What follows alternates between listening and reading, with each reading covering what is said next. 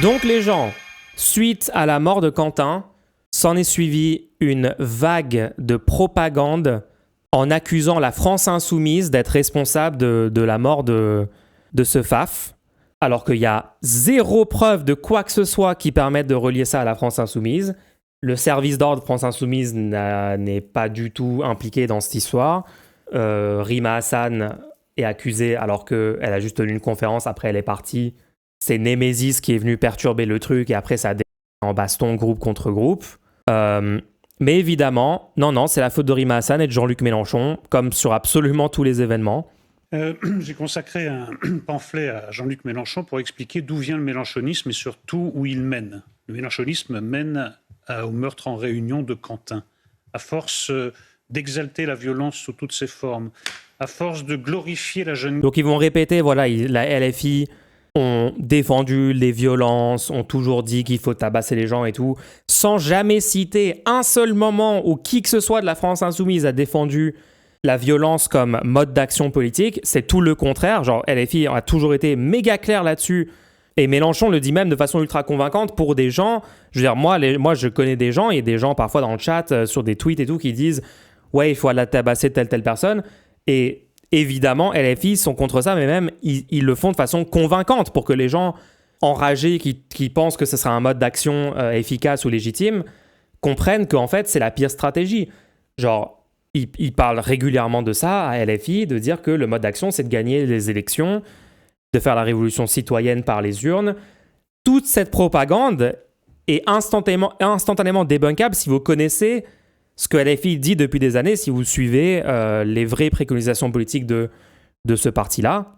Ils sont totalement opposés à toute forme de violence.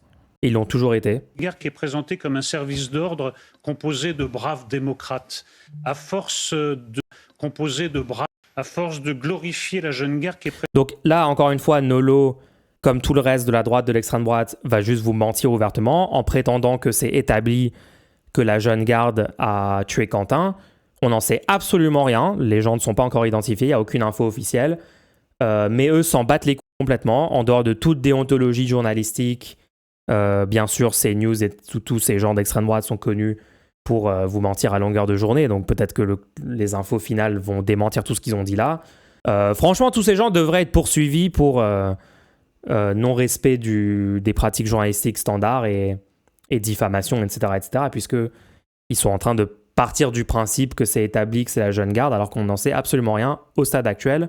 Et d'ailleurs, les gens, même si c'est la jeune garde, la position officielle de LFI sur la mort de Quentin, ils ont tous été unanimes là-dessus, c'est de dire c'est une tragédie, c'est une catastrophe, si c'est des gens qui l'ont fait pour des raisons politiques, comme ça semble être le cas, c'est absolument pas un moyen d'action politique légitime et de condamner le truc. Et encore une fois, c'est la première fois.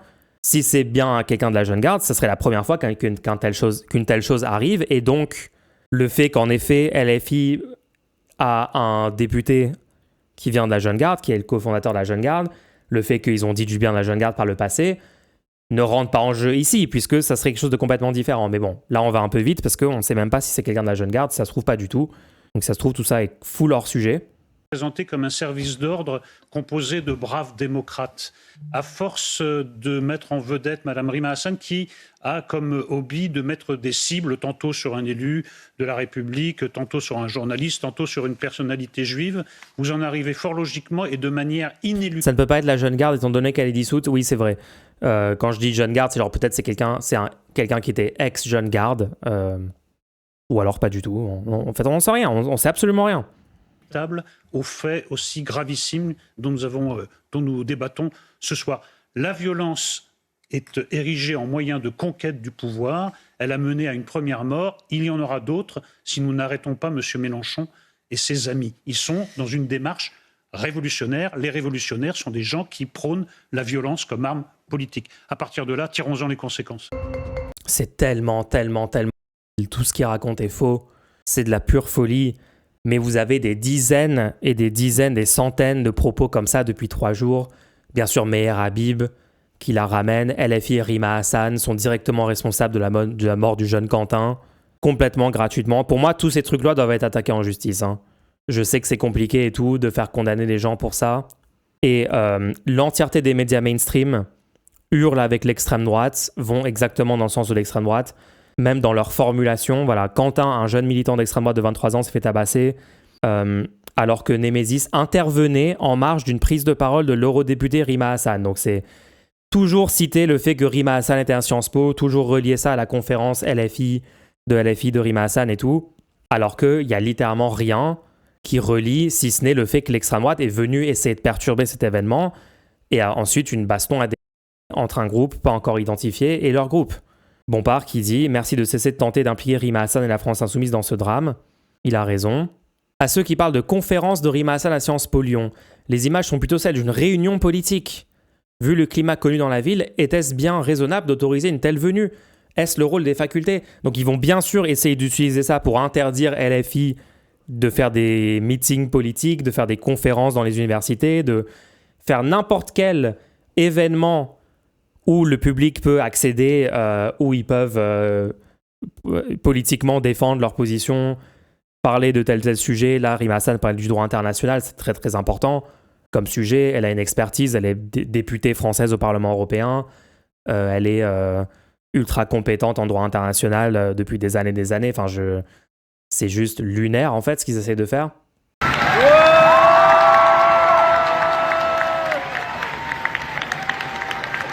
Genre, ils ont juste le seum que les étudiants en sciences politiques, globalement, sont contre le génocide des Palestiniens, sont intéressés par les propos de Rima Hassan, sont hype parce que Rima Hassan vient dans leur université, et ils disent, voilà, est-ce qu'il ne faut pas interdire tout ça ? Genre, c'est incroyable. On peut applaudir une personne quand elle arrive à une conférence, c'est généralement comme ça que ça se passe. Deuxièmement, parce que le climat est tendu dans une ville, il faudrait y interdire la parole politique de tout le monde ou juste de LFI. C'était une conférence qui portait sur les relations UE-Israël, sur mon travail au Parlement. Et au fond, ce qui vous pose problème, c'est que les étudiants et étudiantes soient mobilisés en faveur de la cause palestinienne. Non mais c'est littéralement ça. C'est littéralement ça. Mais juste si je regarde les infos globales, je pense qu'à la télé, ça va être pire que la presse papier. J'essaie de trouver là des clips de comment c'est couvert, mais vraiment c'est lunaire. Contre-Attaque vient de mettre un nouvel article qui montre une nouvelle vidéo qui a bien eu un groupuscule d'extrême droite qui sont venus en découdre avant la mort et qui ont attaqué en premier. Venez, on regarde ça. Il n'y a pas de son. Charge de l'extrême droite. D'accord, ça serait vraiment pas surprenant. C'est une affaire d'État et un mensonge politico-médiatique que nous sommes désormais en mesure de démontrer. Des images exclusives et un passant témoin de la rixe lyonnaise du 12 février prouvent qu'un commando armé d'extrême droite a déclenché une confrontation qui a mené au décès de Quentin Desranques. Depuis 4 jours, les médias relaient le narratif de l'extrême droite. Quentin, jeune catholique de 23 ans non violent, aurait été assassiné de sang-froid par les Antifa, entre guillemets. Un récit repris ce jour par le procureur de Lyon. Mais des éléments que nous nous sommes procurés révèlent littéralement l'inverse. Nous avons reçu un court extrait vidéo montrant 2 groupes d'individus rentrés violemment en contact à un croisement. La vidéo s'arrête malheureusement quand démarre la rixe, mais d'autres images montrent une vingtaine de nervis d'extrême droite cagoulés, équipés de gazeuses, d'une béquille ou de barres de fer venus en découdre avec un autre groupe. Nous n'en publions ici que des captures avec l'autorisation des auteurs-autrices. Donc là, on aurait ici à droite le groupe de FAF qui charge, ok. C'est un peu compliqué de comprendre ce qu'on regarde, mais bon. Casque et cagoule, ouais. Militant d'extrême droite frappant avec une béquille métallique. On aperçoit une gazeuse au sol. Un témoin extérieur nous apporte un éclairage décisif sur le déroulé de la bagarre initiée par l'extrême droite. Au croisement avec la rue Victor Lagrange, il dit avoir aperçu un commando d'extrême droite sortir des 2 côtés de la route. Ils sont organisés en groupe, positionnés aux 2 angles de la rue, armés et cagoulés. Ils étaient en tout une vingtaine et ils ont chargé avec des casques de moto, des béquilles, des parapluies, des gazeuses. Selon ce témoin, ils ont utilisé une torche incandescente pour brûler leurs adversaires. Un élément confirmé par une habitante interrogée par Mediapart qui évoque un fumigène lancé lors de la confrontation. Il s'agit d'un mode opératoire courant chez les hooligans. L'attaque a été extrêmement violente et aurait duré plus de 5 minutes. Du côté des personnes chargées par les militants d'extrême droite, plusieurs personnes ont été blessées, explique ce témoin. Des hurlements de passants auraient forcé les 2 groupes à se disperser. Après la confusion, aucune personne ne reste sur place au sol. Notre témoin nous dit qu'il est choqué par la réécriture de l'histoire depuis plusieurs jours, mais aussi par le fait que ça finisse par ce drame. Après la rixe, Quentin Desranques a refusé de se rendre à l'hôpital, c'est en tout cas ce que révèle aujourd'hui un riverain à France Info. Les médias et les responsables politiques qui relaient depuis 4 jours sans recul le narratif affirmant qu'un jeune philosophe catholique et non violent aurait été laissé pour mort suite à une agression gratuite ont menti. Je sais pas si je suis d'accord avec cet article non plus, parce que là il y a écrit, genre oui ok, c'est pas genre le truc de le présenter comme un jeune philosophe catholique et tout ça, MDR, mais oui il a été tabassé, de façon méga violente, si c'est bien lui qui est à terre dans la vidéo sur les images, et ça c'est confirmé, oui, et il a bien été laissé pour mort, et c'était bien des coups de pied gratuits qui s'est pris dans la tête. Donc, enfin bon, ouais, cet article, ok, ouais. Bon, vas-y, vous me dites tous d'écouter le truc du procureur, donc on va écouter le truc du procureur. Procureur Quentin. Allez, c'est parti, les gens. Conférence de presse du procureur de Lyon. Munch, il est pas mort sur le sol. Oui, mais il est mort suite au fait de s'être fait tabasser. Enfin, là, sauf s'il y a une nouvelle info, on sait absolument pas. Et en fait, entre-temps, il s'est fait renverser par un camion et c'est comme ça qu'il... Enfin, je sais pas, là... part du principe que ce qu'on voit dans la vidéo explique le fait qu'il est décédé. Genre, on a quand même vu la violence. Bonjour. C'est bon pour tout le monde? C'est bon? C'est bon, vas-y. Attends de votre collègue peut-être. Vous me dites quand c'est bon, monsieur? Moi, je te dis, vas-y. C'est bon, go. Allez, on va y aller, mesdames, messieurs, merci de votre présence. Allez, c'est parti. Donc le 12 février 2026, vers 17h30, en marge d'une conférence de la députée européenne Rima Hassan, un petit groupe de 7 jeunes femmes du collectif Némésis organisait une démonstration devant l'Institut politique de Lyon pour dénoncer cette venue en déployant une banderole. Elles avaient au préalable demandé à un certain nombre de leurs amis de venir les aider en cas de violence. Néanmoins, ces derniers restaient à l'écart. Rapidement, plusieurs... Attends, quoi? Et un certain nombre de leurs amis de venir les aider en cas de violence. Un certain nombre de leurs amis. Ok. Néanmoins, ces derniers restaient à l'écart. Rapidement, plusieurs individus intervenaient pour tenter d'arracher la banderole. Puis, ok. exerçaient des violences sur au moins 2 des jeunes femmes. Et selon leurs témoignages, l'une aurait été étranglée, l'autre jetée au sol puis frappée à terre. Et bénéficiait d'ITT de 2 et 5 jours. À ce stade, les jeunes hommes chargés d'aider le collectif Némésis n'intervenaient pas. Toutefois, vers 18h, ils étaient pris à partie, violemment, par un groupe d'une vingtaine d'individus masqués, cagoulés. La plupart parvenaient à s'enfuir, mais 3 personnes se retrouvaient isolées. Attendez, attendez, je remets. Aider le collectif Némésis n'intervenait pas. Toutefois, vers 18h, ils étaient pris à partie, violemment, par un groupe d'une vingtaine d'individus masqués, cagoulés. La plupart parvenaient à s'enfuir, mais 3 personnes se retrouvaient isolées et étaient immédiatement frappées par plusieurs individus au niveau de l'intersection des rues Yves Farge et Victor Lagrange. C'est dans le 5e arrondissement de Lyon. Ces 3 jeunes hommes, dont Quentin Deranque, étaient alors jetés au sol, puis frappés à de très... Pourquoi? Ok, donc lui, il dit une version. Ok, mais pourquoi il dit une vingtaine d'individus pour le groupe qui a, soi-disant, attaqué les FAF, mais il dit pas la taille du groupe de FAF? Ça, il le sait pas? C'est par accord avec ce qu'on a entendu tout à l'heure? Non, mais les gens, enfin, même cette version-là, en fait, désolé, mais on a des versions alternatives de ce qu'il est en train de dire, donc, enfin, je sais pas, hein. L'heure est hyper importante, on a 0 info, Rima est arrivé sur place à 18h15. Là, il dit la version du mec qui a les vidéosurveillance. Nombreuses reprises par plusieurs individus. C'est dans le 5e arrondissement de Lyon. Ces 3 jeunes hommes, dont Quentin Deranque, étaient alors jetés au sol, puis frappés à de très nombreuses reprises par plusieurs individus, au moins 6 pour Quentin Deranque. 2 des victimes parvenaient tout de même à fuir, et tandis que Quentin Deranque restait au sol, le groupe des personnes les ayant frappés se retirait. Quelques minutes plus tard, un autre des amis de Quentin Deranque, c'est pas un des 3, c'est un autre, revenait sur les lieux et retrouvait ce dernier, qui était encore conscient, pouvait même s'exprimer, même s'il avait oublié l'entier déroulé des faits. Cet ami cherchait alors à ramener Quentin Deranque chez lui, mais constatait sur le chemin du retour que l'état de ce dernier se dégradait rapidement. Il finissait par téléphoner à d'autres amis qu'il rejoignait. Les gens, on est d'accord, c'est la grosse cette conférence de presse?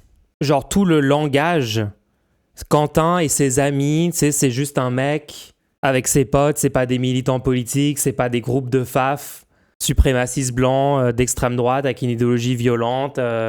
Par contre, en face, c'est une vingtaine d'individus cagoulés. Genre, je sais pas, genre eux aussi... C'est quoi cette vidéo, elle est fake ou c'est quoi? Parce que là, on dirait qu'il y a une charge de gens d'extrême droite qui, eux, sont masqués, qui, eux, ont des... C'est une catastrophe en fait. Comment on est censé faire la part de ce qui s'est passé? On n'en sait rien, il y a 18 versions. Là, il raconte un témoignage selon les mots du témoignage, on va voir s'il y a un contre-discours ou non. Non, là, il dit genre voici ce qui s'est passé. Enfin, la formulation, c'est genre il est en train de dire ce qui s'est passé quoi. C'est le procureur qui est censé avoir le plus d'infos, non? Non, mais c'est une blague. Bien sûr qu'un procureur peut venir faire une conférence et raconter n'importe quoi. Genre quoi? Le chat. Rejoignait rapidement. Cet ami cherchait alors à ramener Quentin Derenc chez lui, mais constatait sur le chemin du retour que l'état de ce dernier se dégradait rapidement. Il finissait par téléphoner à d'autres amis qu'il rejoignait et ils allongeaient alors Quentin Derenc, qui était incapable de continuer à marcher, sous un abribus, quai Falchiron. Ils appelaient alors les secours. Quentin Derenc était alors immédiatement pris en charge et hospitalisé en urgence, son pronostic vital étant très largement engagé. Vous le savez, il décédait à l'hôpital le lendemain, le 14 février, à 12h25. L'autopsie, pratiquée ce matin par des experts médico-légaux sur Quentin Derenc, a permis de déterminer qu'il présentait essentiellement des lésions à la tête, qu'il présentait un traumatisme crânio-encéphalique majeur en dehors de toute thérapie. Ce traumatisme était de surcroît associé à une fracture temporale droite. Et les experts concluaient que ces lésions étaient au-delà de toute ressource thérapeutique et mortelles à brève échéance. En conséquence, actuellement... Il parle à l'affirmatif, c'est lunaire en aussi peu de temps. Non mais les gens, cette conférence tranche sur des trucs qui sont même pas encore sûrs. C'est catastrophique ce qu'il est en train de dire là. Toutes les formulations, genre c'est établi ce qu'il est en train de raconter, genre à brève échéance.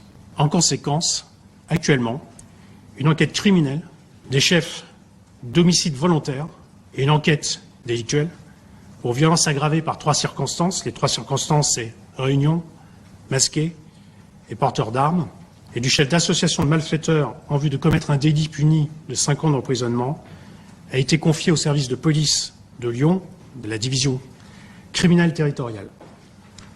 Ces derniers ont effectué de très nombreuses investigations, notamment l'édition de plus d'une quinzaine de témoins. Des analyses des vidéos, les vidéos qui ont pu être récupérées, sont en cours. Des constatations techniques se poursuivent toujours très activement. Ok. À ce stade, l'enquête cherche à identifier l'ensemble des auteurs directs des faits criminels, en se basant, non pas sur des rumeurs, mais sur des éléments recueillis lors des investigations de police. En tout cas, pour le moment, dans toute cette conférence, même si j'ai des choses que je trouve un peu pas claires dans ce qu'il est en train de dire, il n'y a pas un seul fait qui permettrait de faire un lien avec la France insoumise, avec Rima Hassan ou toutes les qu'on entend sur tous les plateaux, dans tous les médias. Puis, des interpellations seront effectuées. Au moment où je vous parle, il n'y a pas eu d'interpellation. S'agissant de faits de nature criminelle, vous le savez, la loi imposera qu'une information judiciaire devant des juges d'instruction devra être ouverte. Je vous remercie. Je suis prêt à répondre à quelques questions. Rapides questions, s'il vous plaît. Est-ce que vous confirmez que, juste avant les faits, il y avait une bagarre entre 2 forces adverses? Attends, le procureur a dit que l'agression a eu lieu à 18h alors que Rima est arrivé à 18h15 à Sciences Po, il a dit 18h? 2 groupes de 20 personnes à peu près. Excusez-moi, je ne vous entends pas très bien. Juste avant les faits, est-ce qu'il y a eu une bagarre entre 2 groupes à peu près d'égale composition, une vingtaine de personnes? Oui, c'est ce que je viens de vous expliquer. Oui. Qu'il y avait bien une bagarre entre 2... Il y a eu une intervention musclée et une partie a pu s'échapper et il en reste les 3 qui se sont retrouvés isolés. C'est ce que je vous ai expliqué tout à l'heure. Des coups de couteau ont-ils été Non. portés à la victime? Non, absolument pas. Oui, il y a eu une fake news qui a circulé, genre Quentin s'est pris des coups de couteau ou je sais pas quoi, donc non, ça c'est faux. On s'en Ce doutait. sont des armes par destination. En fait, Rima Hassan n'a rien à voir dans cette histoire, c'est assez simple. Non, mais c'est évident. J'essaye juste de... Quand vous me dites 18h et tout, il a dit 18h, j'ai peut-être sauté. C'était avant, je l'ai manqué. Ah oui, 1,56. Ah oui. Toutefois, vers 18h, ils s'étaient pris à partie, violemment, par un groupe d'une vingtaine d'individus. Attendez, je comprends plus rien, les gens, je comprends plus rien. La vidéo qu'on voit où Quentin se prend le kick dans la tête et tout, ça, c'est à 18h. Alors que la conférence de Rima Hassan, c'est 18h15. Oui, c'est vrai, il fait jour sur la vidéo, oui. Ils sont arrivés à 17h30, Quentin était au sol à 18h et Rima arrive à 18h15. Non, c'est la première altercation avec Némésis. Ils s'étaient pris à partie. Ah oui, t'as raison. Ah, faut pas que je lise le chat. Vous m'avez induit en erreur. violemment par un groupe d'une vingtaine d'individus masqués Non, attends, Si. quoi? Attends, wow, attendez, je réécoute tout là, je suis en train de me faire gaslight. chargés d'aider le collectif Némésis, jetés au sol puis frappés à terre et bénéficiaient d'ITT de 2 et 5 jours. À ce stade, les jeunes hommes chargés d'aider le collectif Némésis n'intervenaient pas. Toutefois, vers 18 heures, ils étaient pris à partie violemment par un groupe d'une vingtaine d'individus masqués, cagoulés. La plupart parvenaient à s'enfuir, mais 3 personnes se retrouvaient isolées et étaient immédiatement frappées. Non, les gens, 18h, c'est bien le truc de Quentin. C'est pas grave, Colorado, ça arrive. Ah, faut recheck là, j'affirme rien, mais j'arrive pas à comprendre la timeline. Non, mais les gens, j'en peux plus. Enfin bref, est-ce que c'est bon, on a assez dit que ce truc, genre, j'en peux plus. Par plusieurs individus au niveau de la... Bagarre entre deux Il y a eu une intervention musclée et une partie a pu s'échapper et il en reste les 3 qui se sont retrouvés isolés. C'est ce que je vous ai expliqué tout à l'heure. Des coups de couteau ont-ils été Non. portés à la victime? Non, absolument pas. Quelles armes étaient porteurs les militants antifascistes? Ce sont des armes par destination. De quelles armes, quelles armes étaient portées par le groupe antifasciste? Des armes par destination? Étaient porteurs les militants antifascistes? Ce sont des armes par destination. Pas des démocrates, c'est tout. C'est pas des L'assistant démocrates. parlementaire de Raphaël Arnaud était-il présent le soir des faits, ce jeudi soir? Je vous ai dit qu'on était en train d'identifier les auteurs des faits. Donc au moment où je vous parle, il n'y a pas d'interpellation. Donc voilà, donc l'enquête se poursuit. C'est une enquête criminelle. Une enquête criminelle, ça prend du temps. Ça ne peut pas se faire en quelques jours. C'est pas une comparution immédiate. Donc ça prendra un peu de temps. La victime avait-elle un casier? Non, elle n'avait pas d'antécédent judiciaire. Une heure et demie entre la première bagarre et la prise en charge de pédalier qui s'est mis dans la vie. On est en train de vérifier. C'est les investigations qui sont en cours, enfin une partie des investigations qui sont en cours. Bah rien de. Bah, s'ils ne sont pas identifiés, c'est difficile de vous répondre sur ce point. Donc on est en train de les identifier, on est en train d'identifier plus précisément ceux qui sont les auteurs directs des faits. On est en train d'essayer de les identifier. Je ne peux pas aller plus loin. Et je suis un magistrat, donc je m'attache aux faits. Quand on aura interpellé des gens, on pourra vous en dire plus sur leur éventuelle appartenance. Pour l'instant, on est en phase d'identification. Vous parlez d'une quinzaine de témoins. Quelles personnes ont été entendues? Bah, il y a une partie qui sont des victimes elles-mêmes, et puis il y a des gens qui ont déjà parlé auprès de certains de vos confrères, donc ce sont ceux-là. C'est le mouvement antifasciste qui est en cause. J'ai pas entendu, excusez-moi. Est-ce que c'est le mouvement antifasciste qui est en cause? Je vous réponds la même chose que votre confrère. Vous ne ferez pas parler sur ça, puisqu'on Ça, n'a pas... c'était aujourd'hui, on est d'accord, les gens.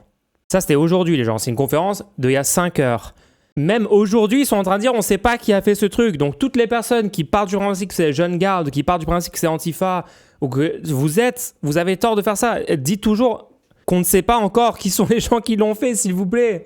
Genre, vraiment, j'en peux plus des gens qui affirment avec certitude qu'on sait qui c'est les gens. On n'en sait rien. En vrai, on n'en sait rien. identifié encore, on est en cours d'identification des auteurs. Monsieur, les vidéos qui ont circulé sur les réseaux sociaux ont-elles été authentifiées? Ce que vous voulez dire, c'est est-ce que les vidéos correspondent à une partie des faits? Oui.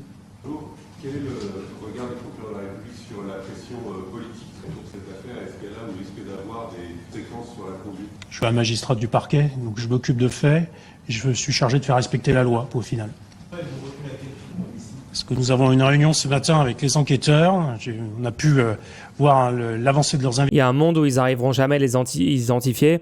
Bah, s'ils ont super bien masqué leur visage, après les faits, ils ont pris un chemin qui permet de sortir de toute vision, de toute caméra, avant de se démasquer et de réapparaître je ne sais où.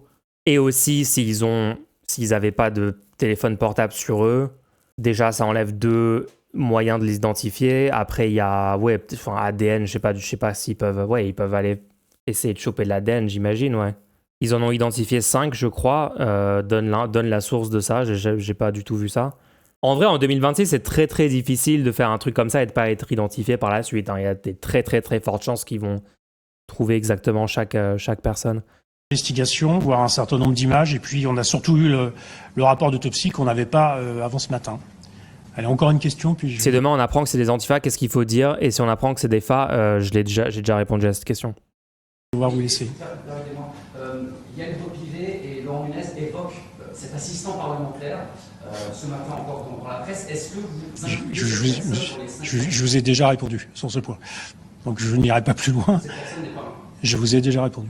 Allez, dernière question, monsieur. Il n'y avait pas Enfin, je me suis occupé que des faits. Je me suis pas occupé de ce point. Je peux pas vous répondre sur ce point. Je suis désolé. Voilà, je vous remercie en tout cas. Merci beaucoup. Ouais, il est saoulé. Ok, d'accord. Bon, ok, on n'a pas appris grand-chose, hein, si ce n'est que c'est quand même pas très précis sur le début de comment la baston a démarré, mais bon. Ok. Venez, on écoute Mélenchon. Le moment que nous vivons est spécialement glauque. Voilà qu'à la faveur d'un événement qui nous a laissé dans la sidération, je veux le dire, c'est-à-dire la mort de cet homme finalement bien jeune, 23 ans, à l'issue d'une rixe dans la rue.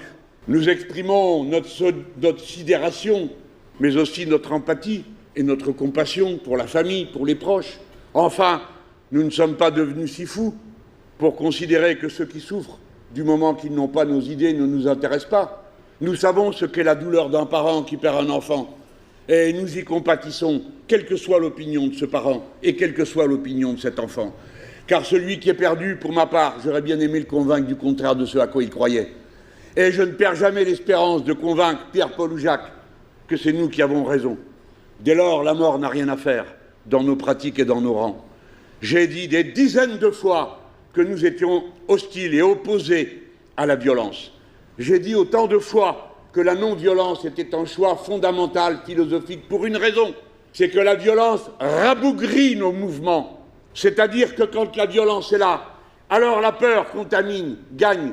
Et on a d'une part des actes motivés par la peur, et de l'autre côté, des méfiances, des mises à distance de tous ceux que tout ça intimide et qui n'ont aucune idée de participer à de tels actes. La violence, enfin, a fait la preuve partout où elle a été appliquée de son inutilité. Mesdames, messieurs, mes camarades sont morts au Chili, sous la torture, sous les coups, et le tyran est mort dans son lit. Alors, tous les sacrifices qui ont été consentis par les camarades, leur mort, leur martyr, tout cela en vain? Non, puisque nous continuons la lutte. Mais c'est clair que ce n'est pas la bonne tactique pour nous que celle-là. Les gens, c'est juste basé de fou en fait. Et c'est entièrement cohérent avec ce que Mélenchon a toujours dit sur l'usage de la violence en politique. Je veux dire, je suis pas du tout surpris. Genre, le fait que les médias sont en train de dire que c'est Mélenchon qui a déclenché la violence, il a toujours eu cette take. Il a été ultra clair et intransigeant sur toute la ligne à propos de la violence, mais depuis genre hyper longtemps. Il flippe le vieux. Comment ça, il flippe le vieux? C'est pas les gens, c'est juste normal ce qu'il est en train de dire. Enfin, vous voulez qu'il dise quoi? On l'a forcé à faire sa conférence alors qu'il avait aucune info et les journalistes lui posent des questions. Ah non, je parle du procureur. Est-ce qu'un média va reprendre cette séquence? Non. Eh bah si. Un petit média qui monte sur Twitch malgré le silence des médias dominants. La bonne tactique, c'est celle qui sans cesse ramène plus de monde au combat, qui l'amène à l'action consciente, éduquée, volontaire et non pas subie. Cabale politique anti-LFI opportuniste, ils ont une fenêtre de flou, ils peuvent attaquer avant que le brouillard de l'affaire ne se dissipe. Et les gens, ils sont en train de monter des attaques en règle, des attaques massives dans les médias, d'essayer de faire croire que c'est LFI qui a tabassé, de partir du principe qu'on sait que c'est la jeune garde ou que c'est un service d'ordre LFI. Il y a plein de fake news qui circulent, genre c'est flippant de fou en vrai, la machine médiatique déployée contre LFI. Alors que leur discours est 100% limpide. J'ai checké la conférence de Rima, c'était bien 18h20, 20h, et le mec s'est fait agresser à plusieurs centaines de mètres du lieu de la conférence à 18h. En mode incendie du Reichstag, ouais, ils pensent que c'est leur moment Reichstag, mais bon. Je pense pas que ça va fonctionner, parce que c'est vraiment ridicule de prétendre la responsabilité de LFI dans cet événement. À la faveur d'emportements.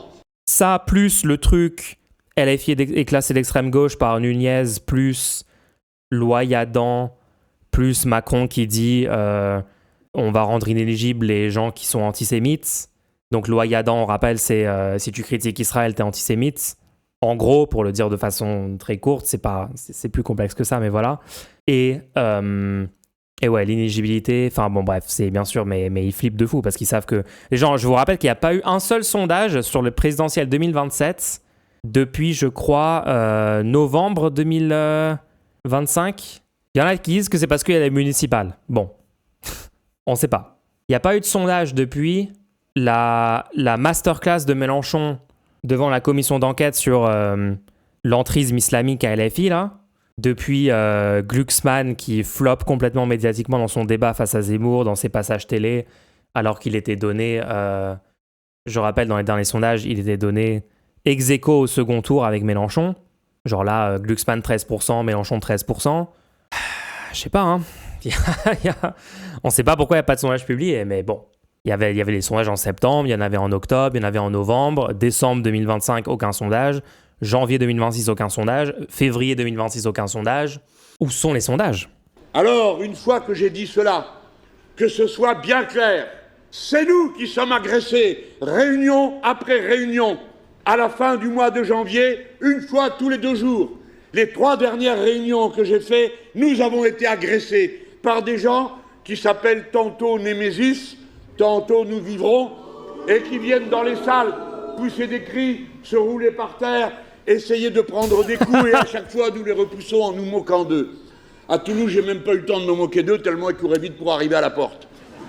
Alors ça va, hein. Et là, qu'est-ce que je lis ? Nous étions là pour faire un happening, et il y avait un service de sécurité pour sécuriser le happening. Autrement dit, ces gens se vendent. C'est quoi Nous Vivrons ? C'est genre pro-extrême droite israélienne, pro-génocide des Palestiniens, je crois. D'être venus à une de nos réunions pour l'empêcher de fonctionner. Et c'est un service de sécurité pour sécuriser le happening. Autrement dit, ces gens se vantent d'être venus à une de nos réunions pour l'empêcher de fonctionner. Et c'est eux qui vont d'un plateau de télé à l'autre en disant « C'est odieux, on nous a assassinés ». Tous les récits qui ont été faits dans les heures qui ont suivi n'ont aucun rapport avec la réalité. Ils ont été répétés d'heure en heure sans que personne ne se donne le mal d'aller vérifier si c'était vrai ou pas. Ça, c'est vrai. On a passé des images où l'on voit des gens se battre dans la rue, et ces images se déroulent en plein jour. Et on dit, c'est aux alentours de la réunion de Rima Hassan. Pas du tout. À cette heure-là, il faisait jour. S'il fait jour, il suffit de taper pour regarder. C'est que c'est avant 18h, 6 minutes. Rima, elle est arrivée à 18h20, et elle a parlé pendant plus d'un quart d'heure sur le perron. Ah oui, on a bien fait de regarder le truc de Mélenchon. Des bons arguments. De cette école, et il n'y avait aucun incident. Par conséquent, nous n'avons rien à voir. Elle n'a rien à voir avec ce qui s'est passé. Le service d'ordre insoumis, qui sont des militants, s'est déployé d'abord à la gare pour aller la chercher, et ensuite pour la ramener. Et pendant toute la période où ils ont été là, il ne s'est strictement rien produit, ni dans la salle, ni devant, ni autour. Et le jeune homme qui est mort a été secouru trop tard par les pompiers qui ont fait de leur mieux. Et la police est venue, il était 19h40. Autrement dit, entre 18h20, heure à laquelle elle est là, elle parle avec des gens, et 19h40, tout s'est passé ailleurs qu'à l'endroit où se trouvait Rima et le service d'ordre des Insoumis. Tout a été truqué, arrangé pour faire croire à une sorte d'expédition du service d'ordre insoumis pour traquer un pauvre malheureux, puisque l'avocat dit qu'il n'avait rien à voir avec un service d'ordre ou un service de sécurité. Alors mettez-vous d'accord, bande de menteurs, parce que oui, ça avait à voir. L'avocat a dit qu'il était là pour garantir la sécurité. Et Madame Sarak Nafo a répété ça. Et ensuite, il change d'avis. Non, il était là, on ne sait pas où. En tout cas, là où il a été retrouvé, 1h40 après, ou 1h20 après, c'est à 2 km de l'endroit où a lieu la réunion. 2 km, un arrondissement et 2 fleuves à passer. Voilà la vérité. Nous n'avons rien à voir avec cette histoire. Et ceux qui nous accusent sont des calomniateurs. Basé de fou.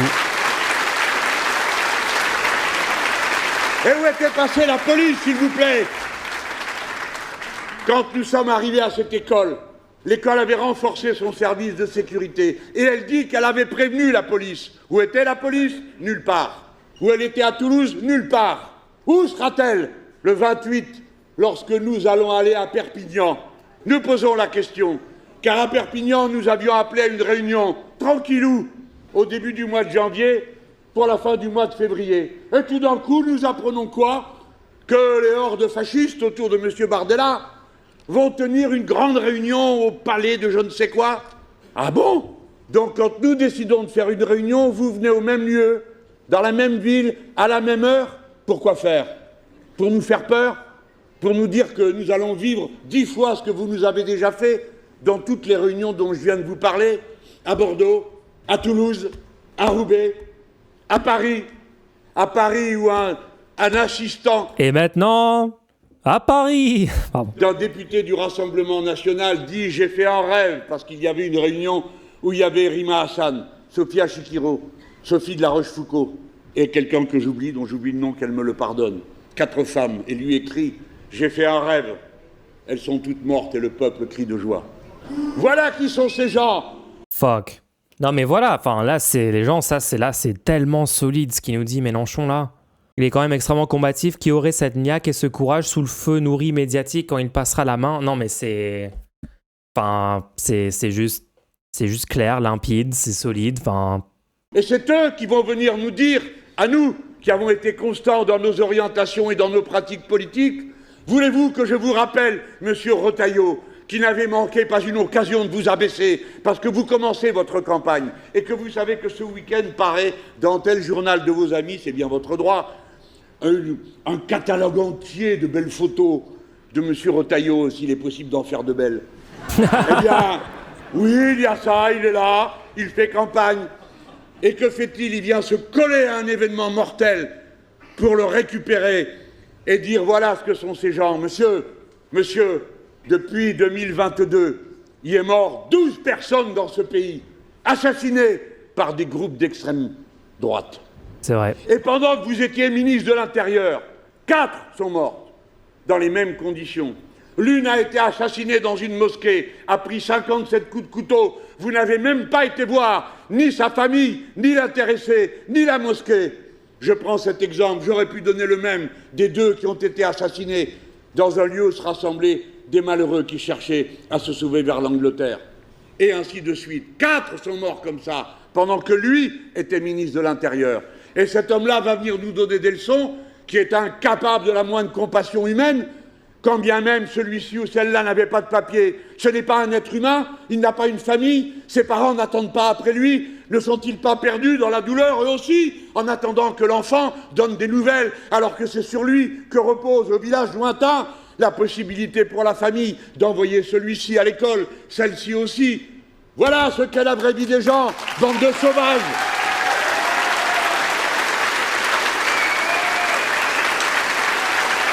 Ouais, non, je pense qu'il devrait peut-être être le candidat de la gauche. Hein. Je pense que...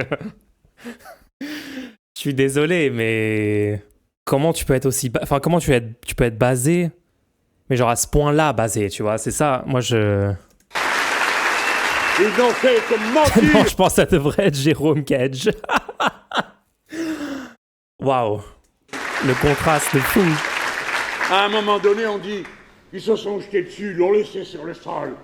Mourant, non, pas du tout. Il est parti, je l'ai dit, 2 kilomètres plus loin, à pied. Et après, on avait, d'après certaines sources, je m'adresse à l'AFP, dans sa dépêche... Ouais, mais Mulch, il parle fort. Ouais, il parle fort, mais genre, c'est bien, tu vois. Genre, il dit des choses fort, mais il dit des choses bien fort, tu vois. Donc, en fait, c'est bien, non? Écrit. Une source proche de l'enquête a indiqué à l'AFP que le jeune homme a notamment été atteint de plusieurs coups de couteau. Qui mord? L'AFP, il n'y a pas eu de coup de couteau. Il n'y a pas l'ongle d'un couteau dans cette histoire. Qui mord? Vous êtes censé nous renseigner. Et vous parlez de coups de couteau, excitant la haine, l'esprit de revanche. C'est vous qui faites cette sale besogne.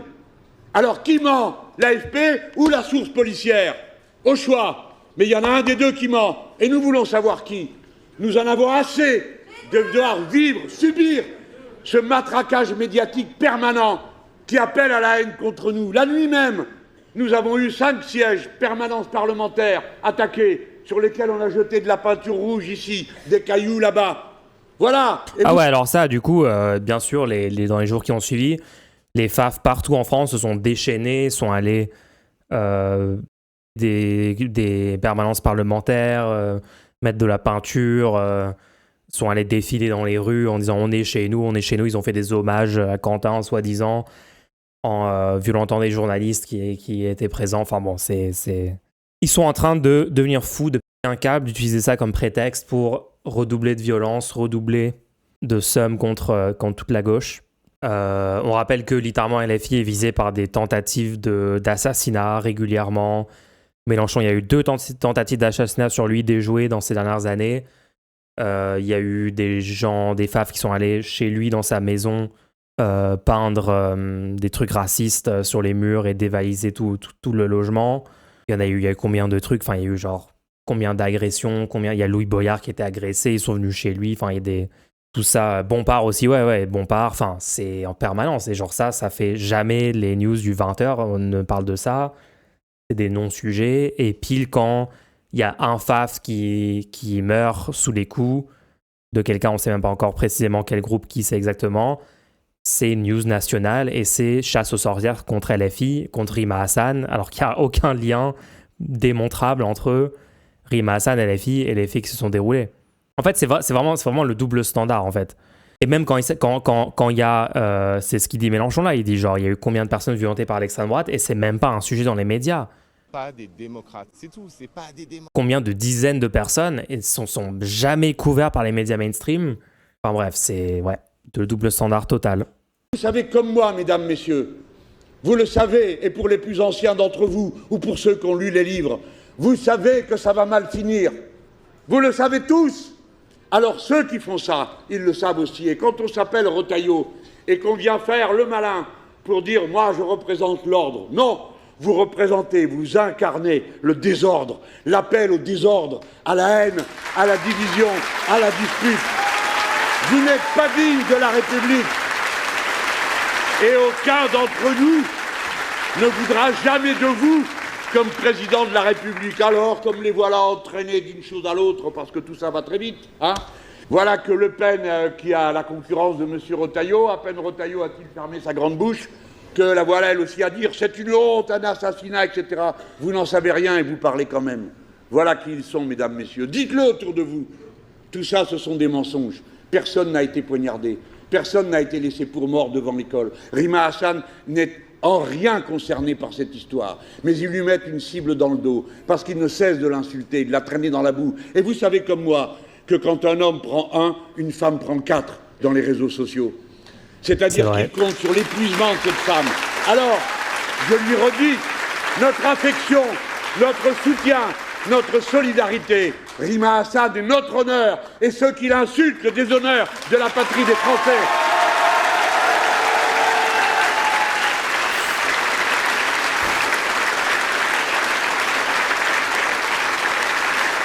La responsabilité de Retailleau est totale. Alors, bon, comme je dois peser mes mots et que le train va partir sans moi si jamais je traîne trop, il faut que je vous parle de l'affaire Epstein. Wow! Oh, l'enchaînement de sujets. Waouh! Bah, les gens, je sais pas, genre, peut-être heureusement qu'on a Mélenchon, non? Je sais pas, genre, c'est juste puissant. C'est très, très, très puissant, la réponse à l'événement, c'est clair, les arguments sont posés sur la table. Je crois que tout est dit, hein? Est-ce qu'on regarde aussi, allez, tant qu'on y est, on regarde Bompard, c'est parti. Masterclass de gestion de campagne massive de propagande contre ton mouvement progressiste. Invité d'LCI, je suis sûr que là, ils en ont parlé. Très chargé. Je rappelle que vous êtes le coordinateur de la France Insoumise et député. Quand est-ce qu'il parle du truc Quentin? Je suis sûr que tout le reste, il a été bon aussi, mais Quentin. Nous allons évidemment développer ces thèmes. Quentin, étudiant de 23 ans battu à mort. Quentin, ils disent pas son nom de famille, c'est juste Quentin. C'est un petit enfant, innocent, un pauvre nazi. Il savait pas que le nazisme, c'était pas bien en fait. C'est triste. Dans une rixe qui a éclaté en marge de la venue de la députée LFI Rima Hassan à Sciences Po Lyon jeudi. Un petit enfant, un petit bébé de 23 ans. C'est trop triste. C'est les enfants palestiniens massacrés, eux, c'est genre des terroristes à 5 ans. Quentin, 23 ans, c'est un gamin. Tu vois, c'est un petit enfant. Il est donc décédé hier soir après avoir été battu à mort. Est-ce qu'accueillir Rima Hassan aujourd'hui pour une conférence comporte le risque grave de troubles à l'ordre public? Non. Enfin, Rima Hassan ne porte évidemment aucune responsabilité. On y viendra, ce sera évidemment notre premier sujet. Non, mais en fait, vous troublez l'ordre public parce que quand vous existez, en fait, les gens qui sont contre le fascisme, bah, les fascistes sont pas contents et du coup, ils viennent vous attaquer. Donc, en fait, vous êtes un risque. Venez, on interdit toutes les personnes qui s'opposent au fascisme en France, comme ça. Voilà, on est dans une bonne petite dictature fasciste comme ils veulent tous là. Là, ça sera l'ordre, bien sûr. Vous le comprendrez. Salut, le PPT. président Emmanuel Macron a proposé une peine d'inéligibilité obligatoire pour les élus coupables d'actes et propos. Attends, c'est quoi ce genre... Pourquoi on fait un sujet 10 secondes et on passe au prochain truc? C'est quoi ce truc? Antisémites, racistes et discriminatoires. Quand cette proposition arrivera au Parlement, la voterez-vous? Plutôt oui. Est-il souhaitable que les mollahs... Plutôt oui, l'éligibilité en cas d'antisémitisme, d'accord. Donc c'est ce que je disais l'autre fois. Peut-être qu'LFI va adopter en effet la stratégie de dire la loi elle est bien et du coup, si jamais il y a des gens condamnés pour antisémitisme alors que ce n'est pas le cas, en vrai ça je pense c'est intelligent parce qu'il faut attendre de voir comment déjà est rédigée la loi et peut-être que, et là ils vont pouvoir dire, si jamais la loi il y a une énorme arnaque dedans dans la rédaction, ils vont pouvoir dire bah non on la vote pas au final, on pensait que ça allait être une bonne loi puisqu'on est pour, je pense que LFI sont pour interdire, pour rendre inéligibles les gens condamnés pour appel à la haine raciale par exemple. Ils ont toujours dit ça. Ça sera mal rédigé sûr à 100%, oui, c'est totalement possible, voire probable. Mais en réponse à cette question-là, c'est intelligent de dire ça, ouais. Attendez, parce que là, ils vont faire plein de sujets, j'ai l'impression, mais... quitte le pouvoir en Iran. Les mollahs doivent-ils quitter le pouvoir en Iran? Insane. Ok, alors vas-y, je vais regarder comment il répond sur Quentin. Condamner toute violence politique et votre candidate Anaïs Belwassa Cherifi, comme d'autres, stoppe sa campagne à Lyon pour 24 heures. Ce jeune... Quentin aurait été proche du groupuscule identitaire Némésis qui manifestait contre la Je pense que maintenant ils disent identitaire pour pas dire raciste, hein, c'est ça la strat.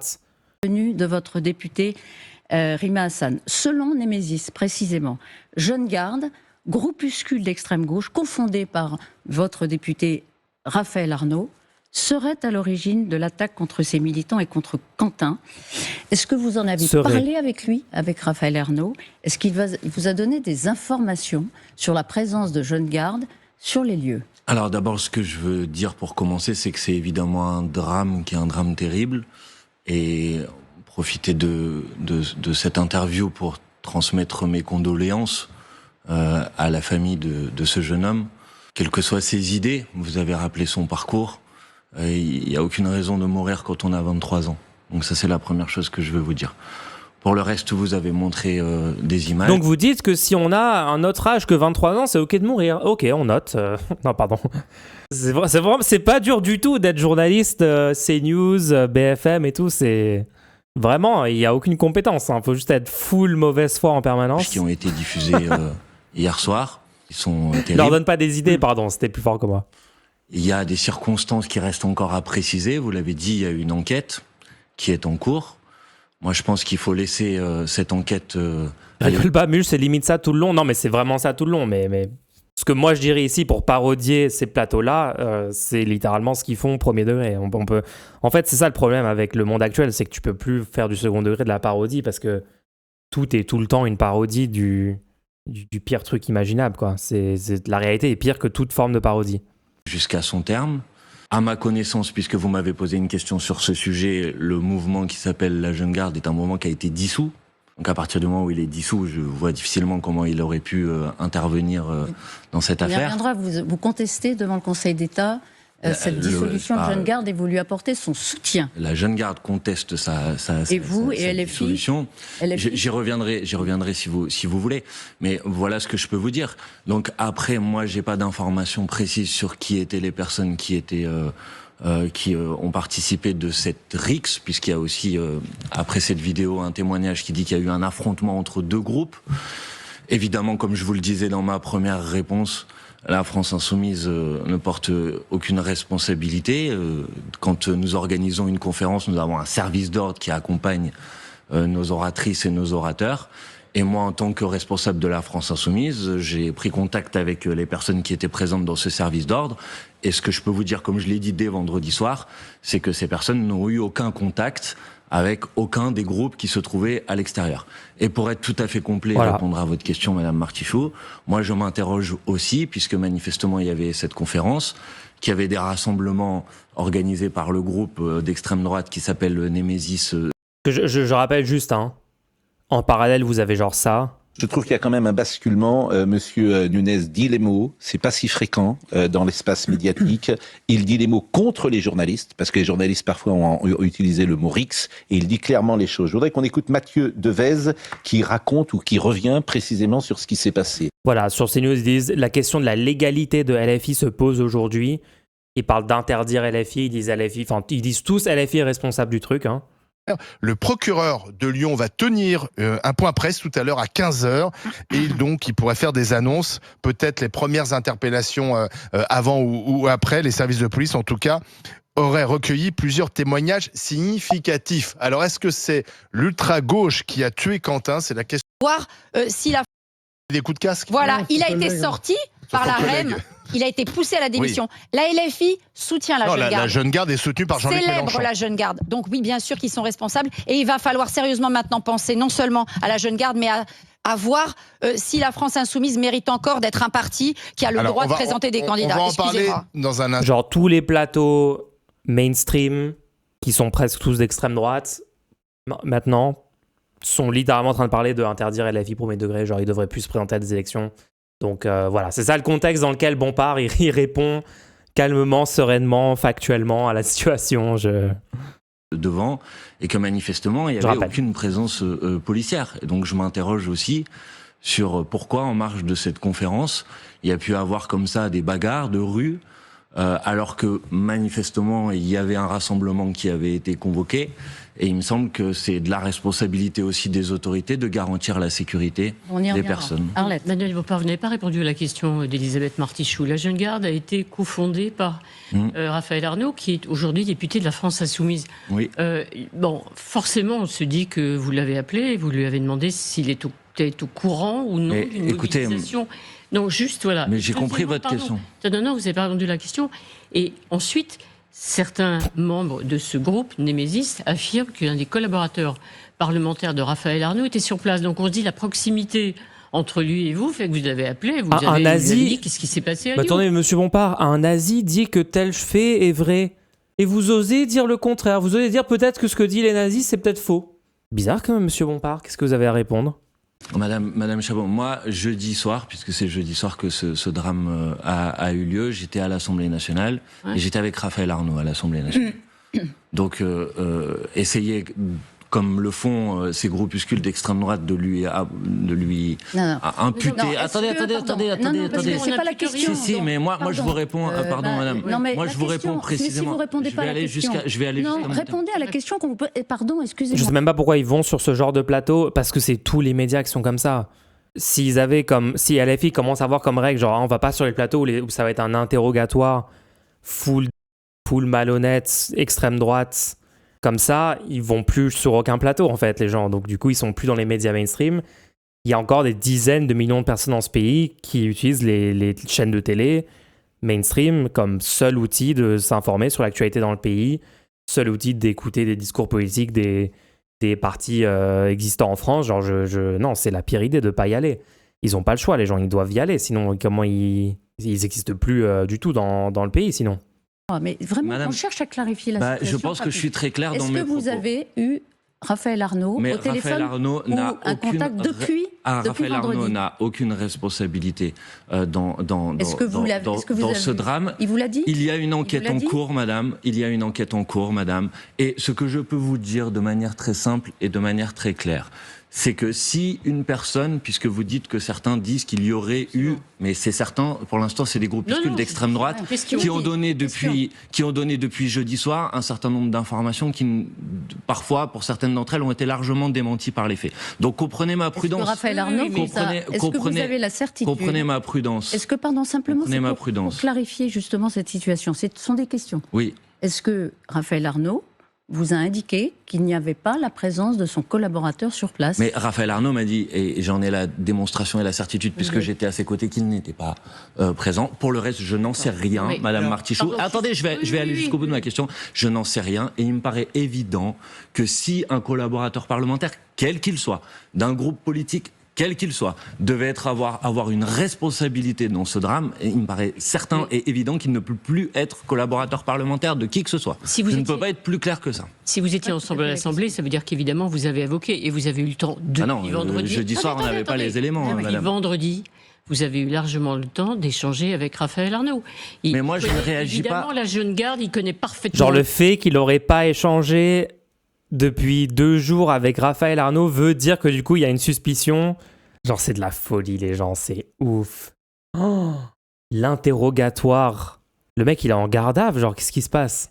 Madame Chabot, moi je ne réagis pas aux accusations qui pour certaines... Imaginez si n'importe quel membre du FN était interrogé comme ça, genre dans un pays normal, tous les membres du FN seraient en permanence interrogés comme ça sur leur affaire où ils sont littéralement condamnés pour avoir fraudé 4 millions d'argent public aux Français, sur tous les membres de leur parti qui sont littéralement des nazis, qui sont des anciens criminels condamnés, multirécidivistes, des gens violents, des gens qui ont eu 18 millions de propos antisémites dans leur vie. Mais non, tout ça, j'ai toujours des interviews full complaisantes avec l'extrême droite. Et avec LFI, c'est genre, on rentre dans les micro-détails de trucs. Le FN a littéralement ont des membres qui ont fourni des armes à des terroristes qui ont perpétué des attentats sur le territoire français. Ils en parlent jamais, c'est un non-sujet, on leur pose pas de questions. Là, il n'y a aucun lien démontrable entre l'agression de Quentin et LFI, et c'est quand même sous-entendu dans chaque question. Entre elles, depuis le début, ont été mensongères de l'extrême droite. Donc, il y a une enquête en cours, et pardonnez-moi d'être prudent sur les faits. Je reste prudent sur les faits. Mais vous ne répondez pas tout à fait à la question. Je pense avoir répondu de manière très claire. Est-ce que Raphaël Arnaud... Mais vous lui poserez la question à lui, pardon, vous êtes proche de lui. Justement, Olivier. Manuel Bompard, pour vous, les choses sont claires. Raphaël Arnaud et la jeune garde ne sont pas impliqués.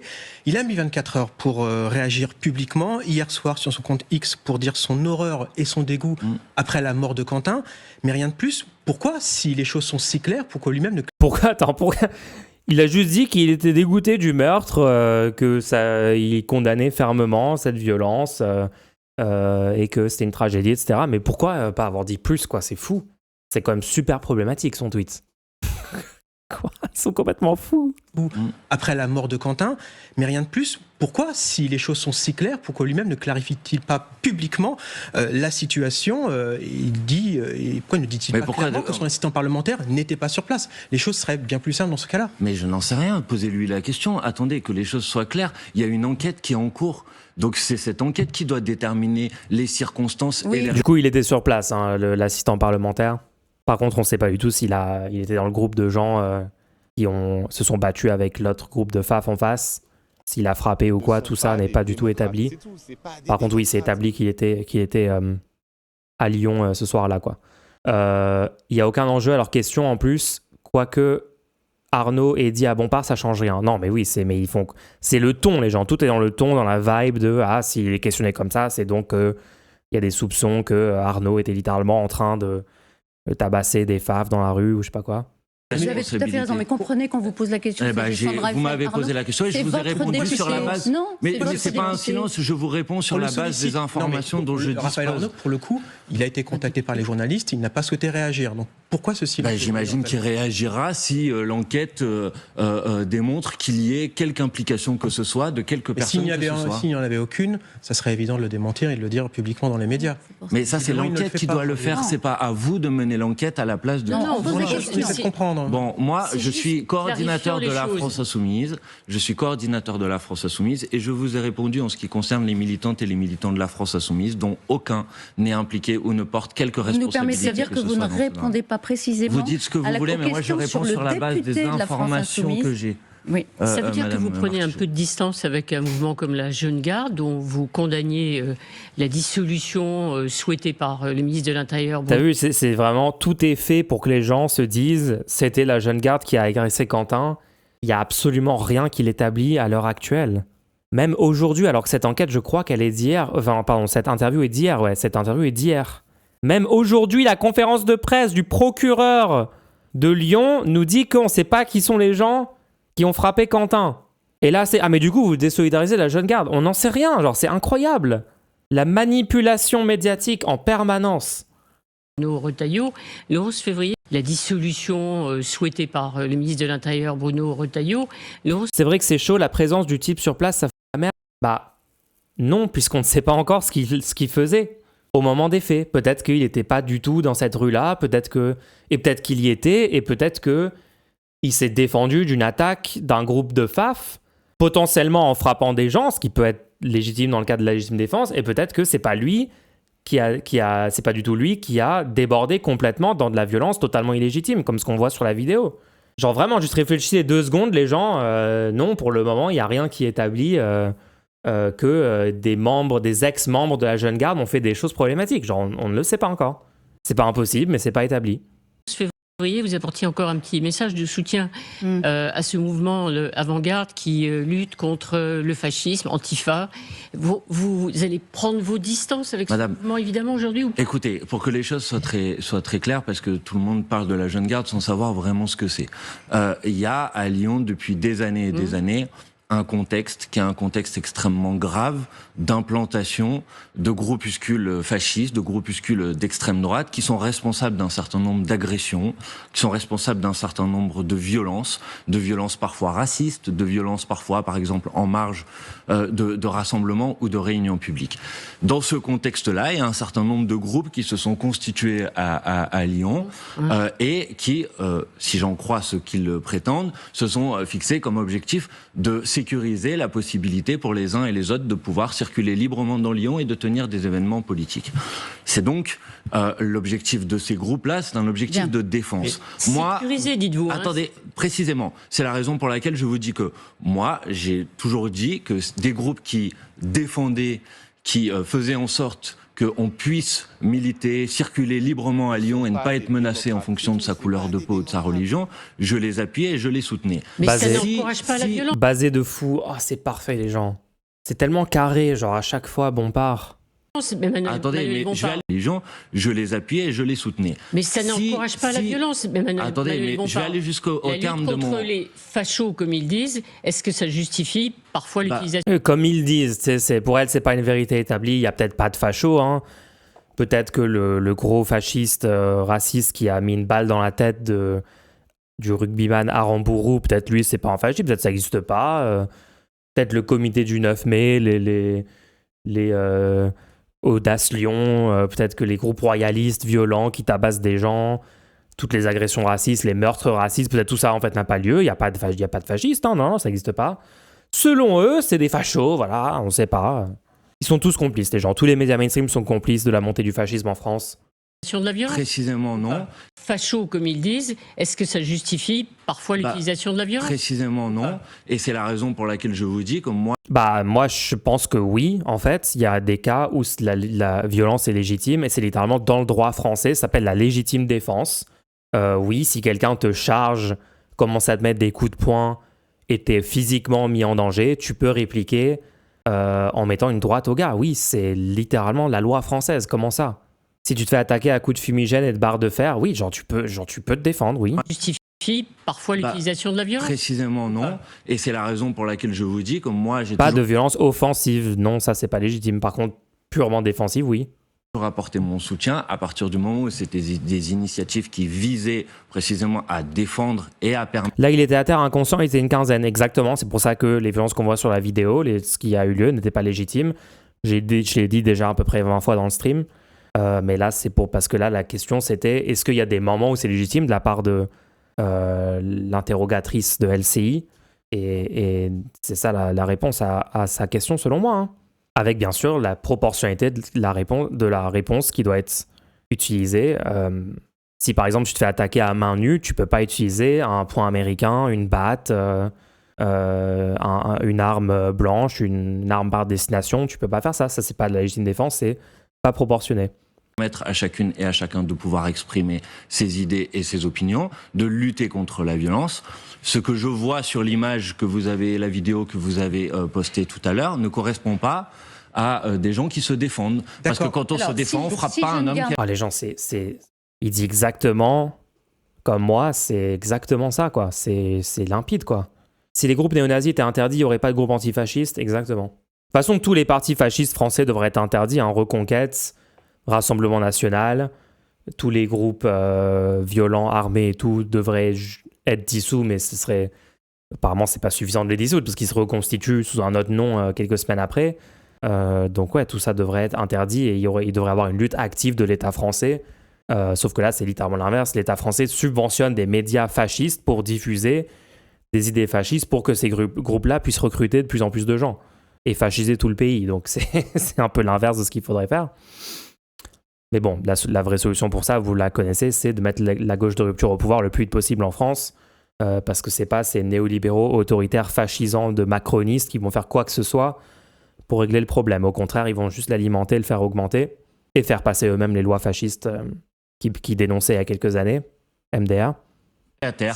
Donc ça n'a rien à voir avec le soutien que nous avons pu apporter à des groupes qui étaient là pour se défendre. Et donc on précise, si Jeune Garde devait être impliqué, l'enquête le dira. Mais si c'était le cas, est-ce que vous continuerez quand même de demander que l'association ne soit pas dissoute? Mais s'il y a une implication de la Jeune Garde dans ce drame et dans la mort de cet individu, évidemment qu'à partir de ce moment-là, il y a des mesures qui seront prises, y compris par les autorités, et que tout le monde devra respecter, parce que ça me paraît évident. Vous arrêterez de demander s'il y a une responsabilité directe établie par l'enquête, évidemment. Alors, il n'y a pas qu'à Lyon que la Jeune Garde serait potentiellement impliquée, puisque s'il y a une demande de dissolution... Ouais, en vrai, c'est un peu logique de répondre ça.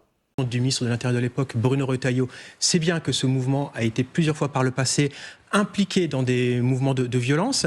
Est-ce que c'est pas un problème pour Jean-Luc Mélenchon, notamment dans la perspective de 2027? On voit bien en ce moment qu'il cherche à... Entre 1986 et 2021, sur 53 meurtres à caractère idéologique, 90% étaient le fait de l'extrême droite. Non mais les gens, enfin, tout ça est établi, genre, regardez. En France, l'extrême droite tue et mutile dans une indifférence glaçante au moins 11 morts et 19 blessures graves par balles ou armes blanches lors d'agressions racistes et fascistes depuis seulement 2022. Notre recensement. 19 mars 2022 à Paris, des néo-nazis agressent un homme racisé en pleine rue. Des injures racistes fusent. Il s'avère qu'un rugbyman argentin à la carrière internationale se trouve à proximité et s'interpose. Il s'appelle Federico Martin Aramburu. C'était dans un bar, les gens. Il y a des néo-nazis qui agressent une personne non blanche. Il y a un mec qui s'oppose aux fachos. Avec son ami, ils sont roués de coups par les nervis racistes. L'un d'eux, Loïc Le Priol, ancien du GUD, exhibe un brassard de police, puis il revient armé dans une Jeep et abat de plusieurs balles dans le dos Federico Martin Aramburu. Le père de famille meurt sur le coup. Loïc Le Priol tente de s'enfuir en Ukraine. Et après, le mec est littéralement en photo avec Julien Rochdy. Ils étaient best friend, best pote en vrai, apparemment. Lui et ses complices possédaient des armes, des objets nazis, des contacts au sein de la police. Cette affaire, en pleine campagne présidentielle, subit une omerta médiatique presque totale. Aucun média n'en parle. Juin 2022, à Lyon, le chef des identitaires, un certain Adriel Lassalle, poignarde 2 hommes en pleine rue, dont un à la gorge. Le crime a lieu vers minuit. Le néo-nazi s'était rendu dans un quartier réputé de gauche et s'en était pris à 2 jeunes hommes de 18 et 23 ans. Ivre, l'agresseur a ensuite frappé des policiers venus l'arrêter et a terminé au poste. Il vient de commettre une double tentative de meurtre. 9 décembre 2022, Charleville-Mézières, un retraité raciste abat son voisin Mahamadou Cissé d'une balle de fusil à pompe. Genre tous ces trucs, les médias n'en parlent jamais, ça n'existe pas. C'est des non-événements, il y a un silence, une omerta organisée pour qu'on n'entende jamais parler des meurtres de l'extrême droite, alors qu'il y en a tous les ans plusieurs. Là, par exemple, les gens sont en train de dire, sont allés regarder, c'est quand la dernière fois que des antifas ont tué un fasciste, genre de façon démontrable en France, et genre en fait, il y a des gens qui disent depuis 1945 ça n'était pas arrivé. Bon, je sais pas si on peut dire ça, mais faudrait aller voir, mais genre le contraire est 1000 fois plus fréquent. Je sais pas, c'est quand la dernière fois, j'arrive même pas à me souvenir d'un truc qui serait comparable, quoi, mais regardez ça. 26 décembre 2022, Évry, en banlieue parisienne. Un homme de 61 ans tire sur une jeune fille de 13 ans d'origine maghrébine qui rentrait chez elle. Il était connu de son voisinage pour ses propos racistes. En garde à vue, affirme qu'il voulait rendre hommage à l'homme qui avait assassiné par balle 3 militants kurdes 2 jours plus tôt. 17 novembre 2023, dans le Val-de-Marne, un retraité attaque un jardinier franco-algérien qui nettoyait des branches chez une cliente près de chez lui. L'homme profère des cris racistes avant de planter un coup de cutter dans la gorge de Mourad, causant une plaie très profonde au cou. Si la victime n'avait pas eu le réflexe d'esquiver la lame, sa jugulaire aurait été tranchée, il serait mort en quelques instants. L'agresseur raciste bénéficiera d'une clémence hallucinante de la justice. 25 juin 2024. À Thiers, dans le Val-de-Marne, un chauffeur de bus scolaire non blanc est victime de menaces de mort, d'insultes et de tentatives de meurtre de la part d'un automobiliste. Ce dernier refuse de partir d'une place réservée aux bus scolaires devant une école maternelle alors que le chauffeur devait se garer sur cette place. L'automobiliste crie « J'en ai marre des gens comme vous, Bougnoul et Renoir. Moi, je vote RN, je vais te tuer, je vais te massacrer, je vais vous éradiquer. » Puis il percute délibérément avec sa voiture le chauffeur de bus au niveau des jambes. Ce dernier est miraculé. 31 août 2024, près de Dunkerque, Jamel Benjabala, père de famille maghrébin, est assassiné par un militant d'extrême droite dénommé Jérôme Decofour. Ce dernier a écrasé Jamel volontairement. Le tueur était membre d'une milice raciste nommée Brigade Française Patriote. Il avait harcelé et menacé de mort à de nombreuses reprises la victime par le passé sans réaction de la police. Même moi qui sur stream couvre régulièrement les meurtres de l'extrême droite en France, il y en a que j'ai même pas couvert sur stream. Hein. Celui-là, je me souviens même pas d'en avoir parlé. Et encore là, ils mettent même pas les meurtres par la police, ils mettent même pas le meurtre de Naël, qui rentre dans la catégorie de violence de la part de réactionnaires, très probablement, de meurtre de la part de réactionnaires. Ouais, même cette liste-là, elle est incomplète. Enfin, c'est 10 attentats terroristes de groupes identitaires déjoués par la DGSI sur ces 5 dernières années. Ouais. Il y a un mec qui a pris 15 ans de tôle car il avait prévu de tuer Mélenchon, mais silence radio. Ouais. Polir son image auprès des Français pour cette bataille électorale. Est-ce que c'est pas un problème pour Jean-Luc Mélenchon et pour votre mouvement de continuer d'être associé à ce mouvement qui parfois est impliqué dans des mouvements de violence? Moi je vous ai répondu, moi je ne suis associé à aucun mouvement qui est impliqué dans des mouvements de violence, d'accord? J'appuie et je comprends des initiatives qui parfois peuvent être prises pour sécuriser des événements comme ça a dû être le cas à Lyon. Parce que là, évidemment, on est dans le contexte de ce drame absolument terrible, mais je dois quand même vous rappeler que depuis maintenant 2022, de nombre de personnes qui sont décédées, qui sont morts suite à des agressions de groupuscules d'extrême droite. Oui, je crois que dans la liste, il n'y avait même pas l'assassinat d'Aboubacar Cissé. Hein. 25 avril 2025, Aboubacar Cissé, un musulman de 22 ans, est poignardé à mort. C'est celui dont Mélenchon, le meurtre dont Mélenchon parlait dans sa conférence là, poignardé à mort dans la mosquée Khadija de la Grande Colombe dans le Gard en France, l'agression commise avec une extrême violence, 57 coups de couteau, accompagnés de propos blasphématoires et rapidement perçus comme un crime de haine. C'est le gars qui se disait apostat là. Les médias ne parlent jamais de ces trucs-là, genre c'est un non-sujet, on connaît pas les noms. Nous ici on connaît le nom d'Aboubacar Cissé, on connaît même pas le nom, moi je me souviens pas du nom du meurtrier, islamophobe. Tellement c'est sous-médiatisé, c'est des non-sujets.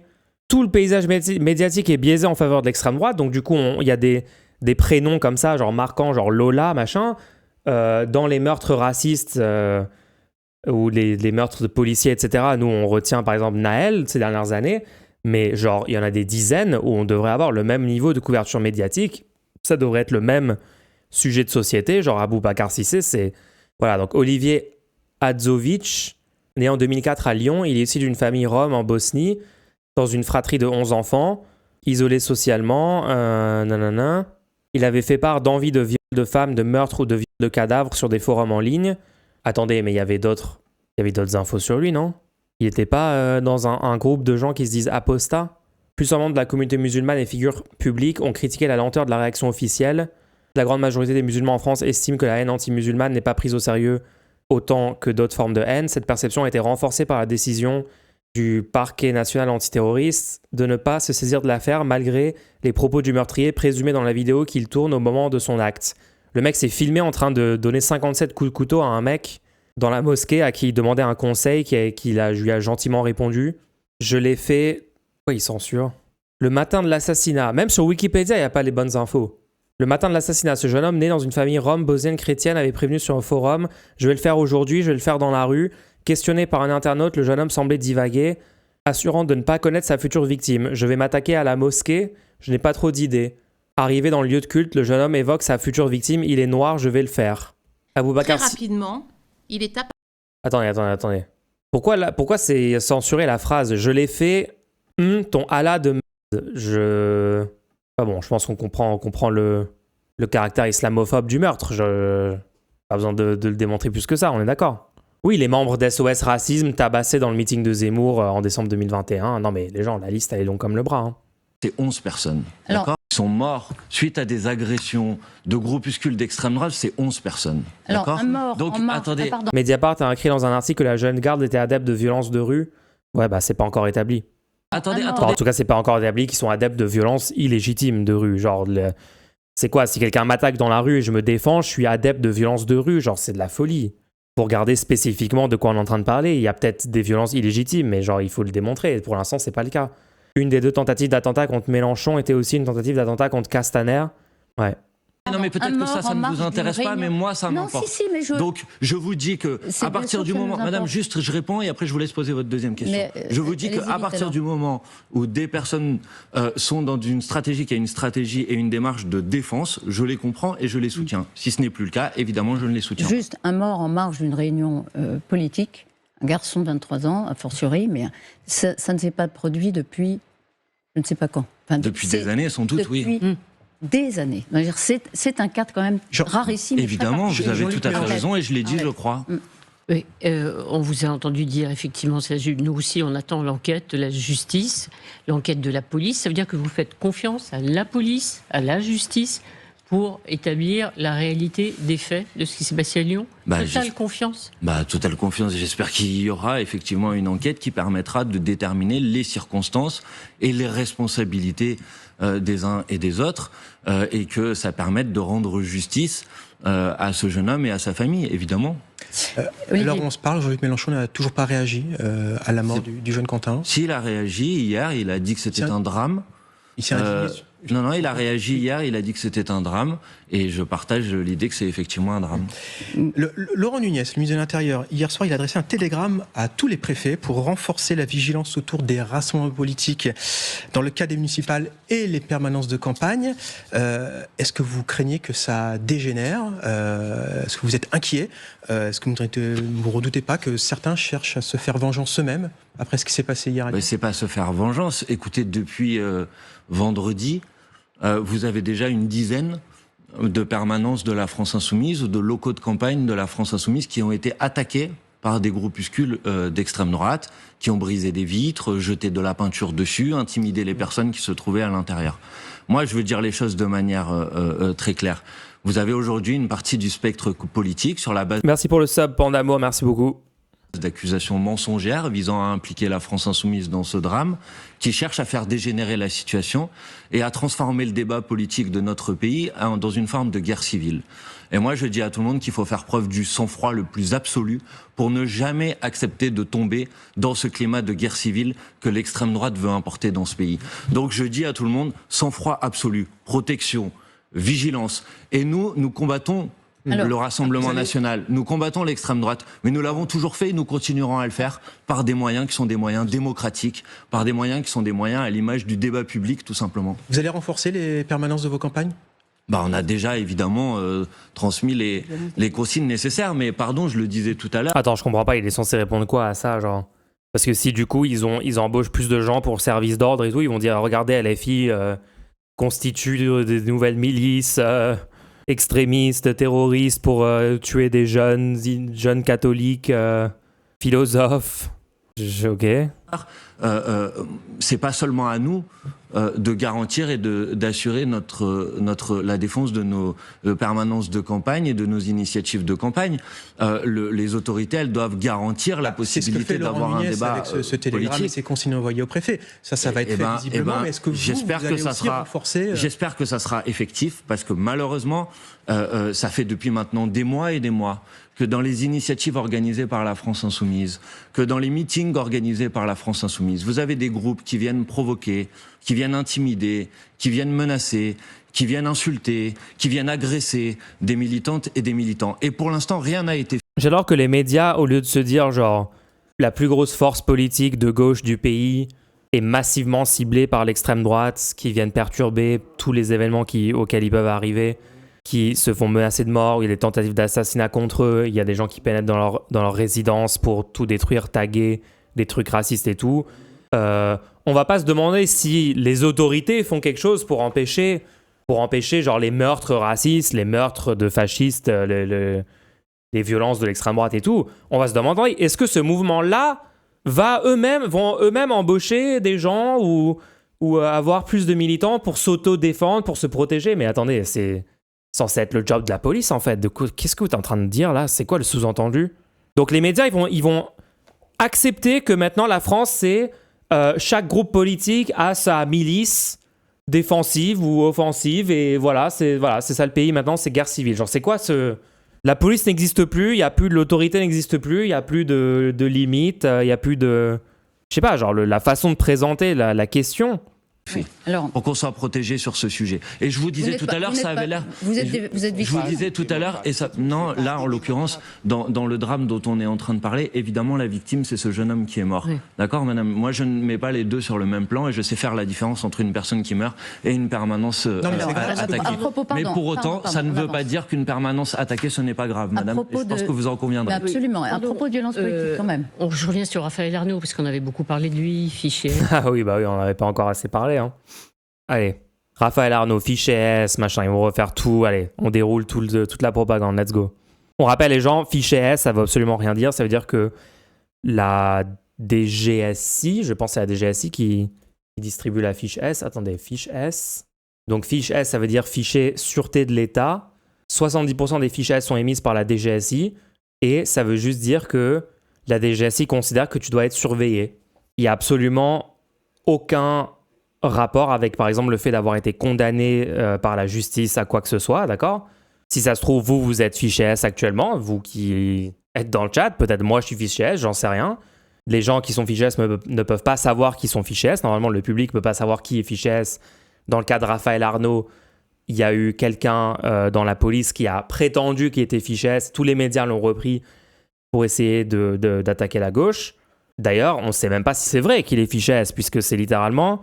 censé être secret, c'est censé être un truc des services de renseignement français, des renseignements intérieurs. Selon un rapport d'information du Sénat de 2018, 29 973 personnes font l'objet d'une fiche S en France. C'est une base de données de personnes surveillées par la DGSI. Et il y a plein de militantes et de militants de gauche qui sont dedans. Des militants écolos, progressistes, etc. Enfin, très probablement. Je regarde vite fait s'il y a plus d'infos. Bref, voilà. Mais je pense que le nombre de gens... Je sais pas s'il y a d'autres gens que Raphaël Arnaud ou genre publiquement dans les médias a fuité l'information comme quoi il serait fiché S. Enfin, c'est vraiment un cas particulier. C'est jamais été censé être un concept public, la fiche S, ouais. Absolument. À propos du... Ça ne veut pas dire qu'une permanence attaquée, ce n'est pas grave, madame. Et je pense que vous en conviendrez. Absolument. À propos de violence politique, quand même. Je reviens sur Raphaël Arnaud, parce qu'on avait beaucoup parlé de lui, fichier S, pendant les campagnes législatives. Il a été définitivement condamné pour violence. Fichier S pendant la campagne législative? Mais qu'est-ce qu'elle raconte? Volontaire en réunion. Forcément, on s'intéresse. Il a été définitivement condamné pour violence volontaire en réunion. Alors attendez, c'est quoi ça? Accusation? Je trouve juste une source pour ça. Condamnation pour violence en réunion. C'était une agression qui a eu lieu en 2021, soi-disant. Alors, Raphaël Arnaud est condamné en février 2022 à 4 mois de prison avec sursis par le tribunal correctionnel de Lyon pour violence volontaire en réunion, après avoir participé à l'agression d'un homme de 18 ans par un groupe de 6 personnes dans la rue des Capucins à Lyon le 24 avril 2021 à proximité d'une manifestation d'identitaires. Il interjette l'appel le 10 mars 2025. Un arrêt de la Cour d'appel de Lyon constate son désistement, ce qui rend la condamnation définitive. C'était leur stratégie pour le décrédibiliser pendant les législatives, c'est ça qu'elle voulait dire. Ouais, ok. Il y a peu d'infos là-dessus, donc est-ce qu'on est sur le même type de truc, genre baston contre groupe avec l'extrême droite? Et pour le coup, là, lui a eu la condamnation violence volontaire en réunion. Bon, en tout cas, oui, en effet, il a été condamné, ok. Sur, effectivement... Le rapport avec Quentin, littéralement aucun rapport. Là, on est sur un fil de vagues associations... Fichier S pendant les campagnes législatives. Il a été définitivement condamné pour violence volontaire en réunion. Forcément, on s'interroge sur, effectivement, sa responsabilité, ce qu'il sait, ce qu'il ne savait pas, ce qui s'est passé à Lyon. J'insiste un peu. Forcément, mais madame, vous pouvez insister, mais moi, je vous ai donné les informations dont je disposais. Donc, depuis la question que vous m'avez posée il y a 10 minutes, j'ai pas plus d'informations que celles que je vous ai données. Je rappelle juste, parce que peut-être les gens qui vont pas comprendre. Il y a plein de personnes en politique française qui ont un passé où ils ont été condamnés pour des délits, même certains pour des crimes. Et on n'a pas en droit français le concept que nos élus doivent avoir un casier judiciaire vierge. Et ça se discute politiquement si c'est une bonne idée d'implémenter cette mesure.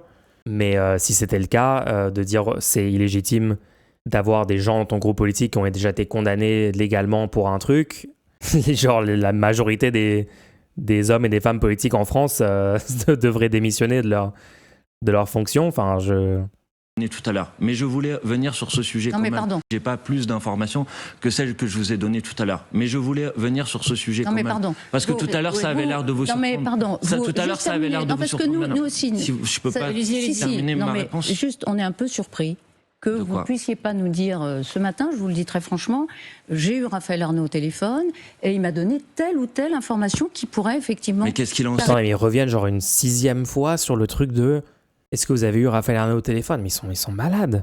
Raphaël Arnaud, des personnes qui sont... il est cofondateur. Comment vous voulez qu'il le sache? Il n'était pas sur place, il était avec moi à l'Assemblée nationale. Il tient ses troupes quand même. Mais c'est pas ses troupes. Qu'est-ce qui vous permet de dire que ce sont ses troupes? Mais qu'est-ce qui vous permet de dire ça, madame? Vous avez des preuves? Vous avez des preuves à avancer? Non. Est-ce que vous avez des preuves à avancer? Madame, est-ce que vous avez des preuves à avancer de l'implication de telle ou telle personne? Moi, je n'en ai pas. Je m'attendais à ça. Est-ce juste...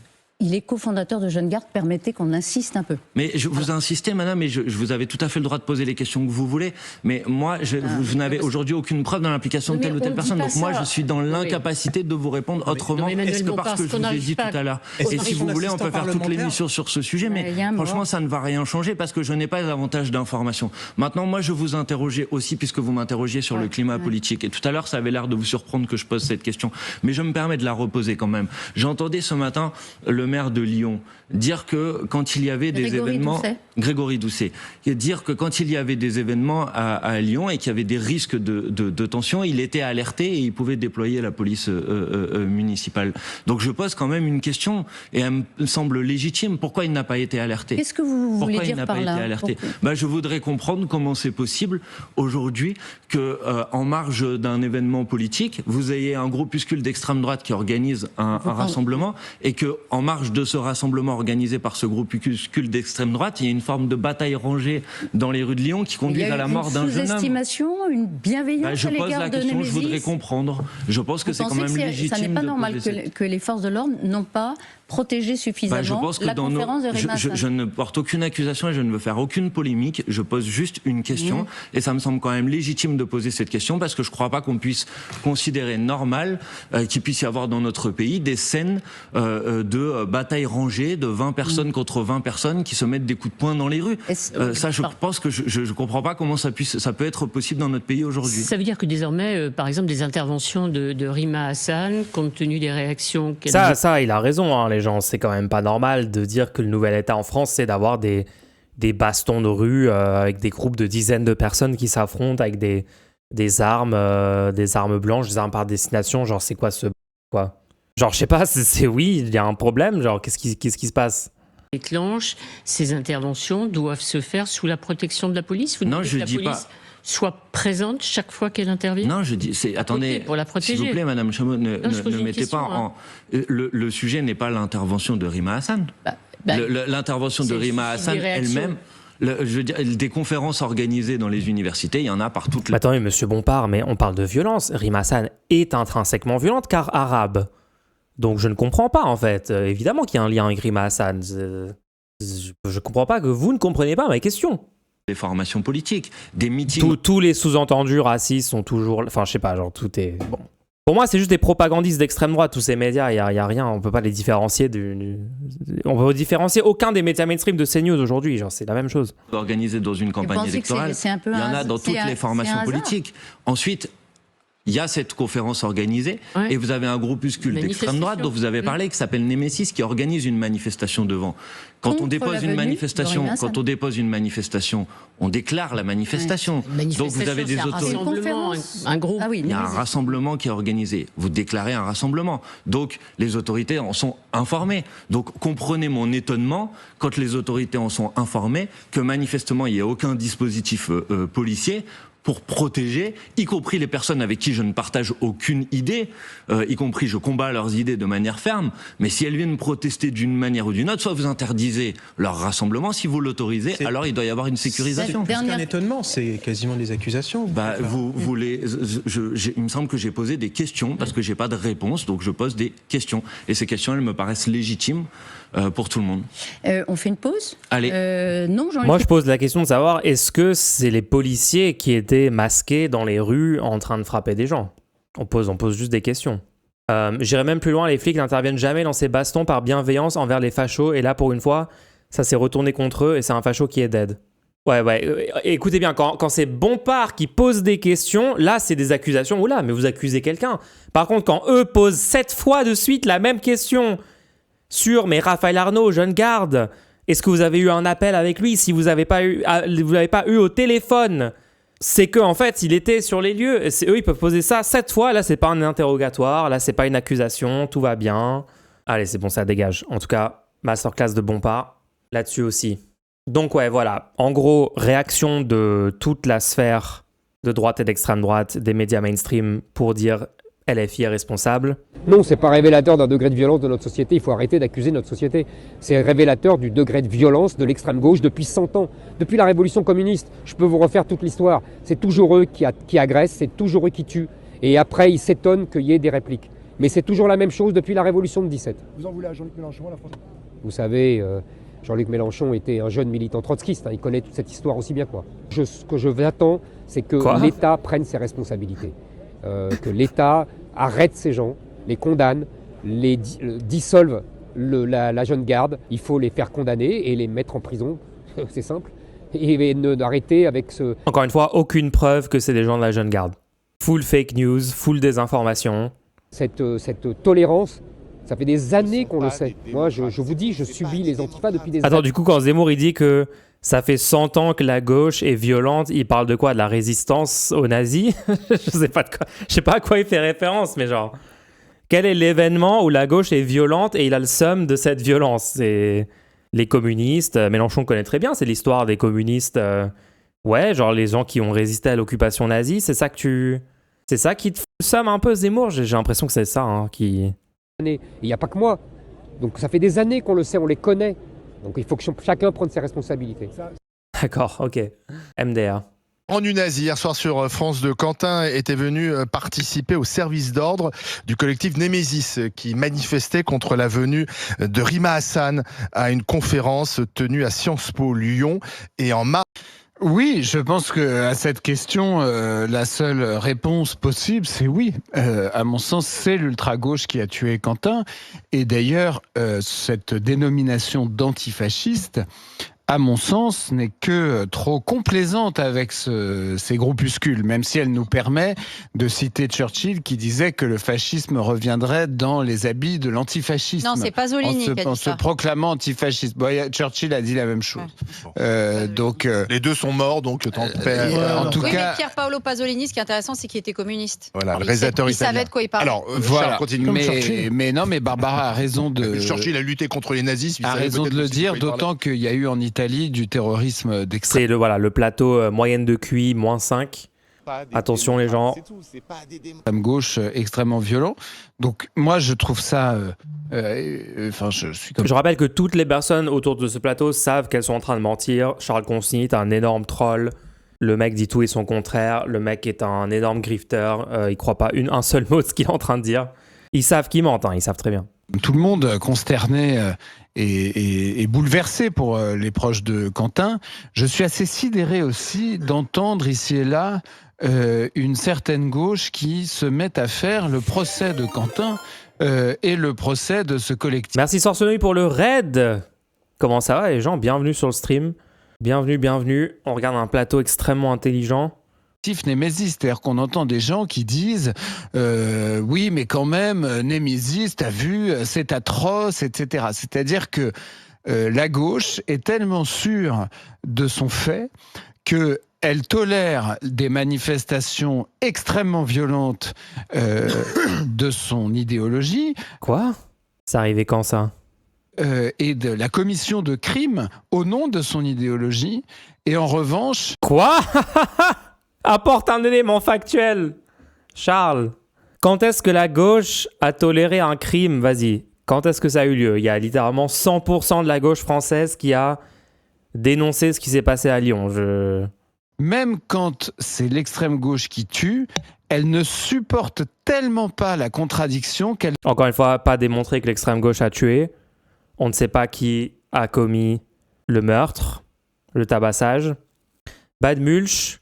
T'étais bien d'accord avec Consigny quand il s'en prenait à Bardella? J'ai pas besoin de Charles Consigny pour critiquer Jordan Bardella, je sais pas de quoi tu parles. Il va quand même incriminer la droite ou l'extrême droite en l'occurrence. J'ai prévenu mon chat qu'il fallait voter pour toi à la primaire des Noisettes, by the way. Let's go. Merci beaucoup pour le soutien. On est bien positionné dans cette primaire. Franchement, on est plutôt en bonne position. Je me fais pas trop de peur là-dessus. Le collectif Némésis, c'est dire le niveau de tolérance d'une certaine gauche qui est à peu près égal à 0. Et donc, l'enquête va dire... So much for the tolerant left. Exactement qui est responsable de ça, mais je pense qu'on peut dire que l'ultra-gauche a tué Quentin. Alors, la question... Sans preuve, voilà. Le procureur fait une conférence, lui il dit on ne sait pas qui sont ces gens. Et moi je dis voilà, on peut l'affirmer. C'est quand même comment en arrive-t-on là des bagarres, bon, il y en a toujours eu, notamment à Lyon, où la mouvance identitaire et la mouvance ultra-gauche, les deux sont assez présentes, et il y a régulièrement, malheureusement, des règlements de compte. Mais là... La dépêche AFP est fausse. Ça a été rectifié ensuite. Oui, mais enfin, la dépêche AFP, elle n'est jamais rectifiée. D'accord, oui, la dépêche AFP... Ce qui compte, c'est ce que disaient les autorités. Une manif, il a 18 ans, il a participé à parler de... Bon bref, elle nous dit que LFI doit être interdit dans le pays. Après, on va voir quoi sur ce plateau. L'unique parti fasciste en France aujourd'hui, c'est LFI. Voilà, super intelligent. Et tout ça me donne envie de voter extrême droite. Voilà la conclusion de l'émission. Super. Et ça, c'est vraiment average plateau télé dans ces derniers jours. Je sais pas si je peux vous montrer plus de cette ambiance folle. Enfin bref, on comprend l'ambiance du truc, quoi. Ah oui, il y a Sandrine Rousseau qui a été super basée.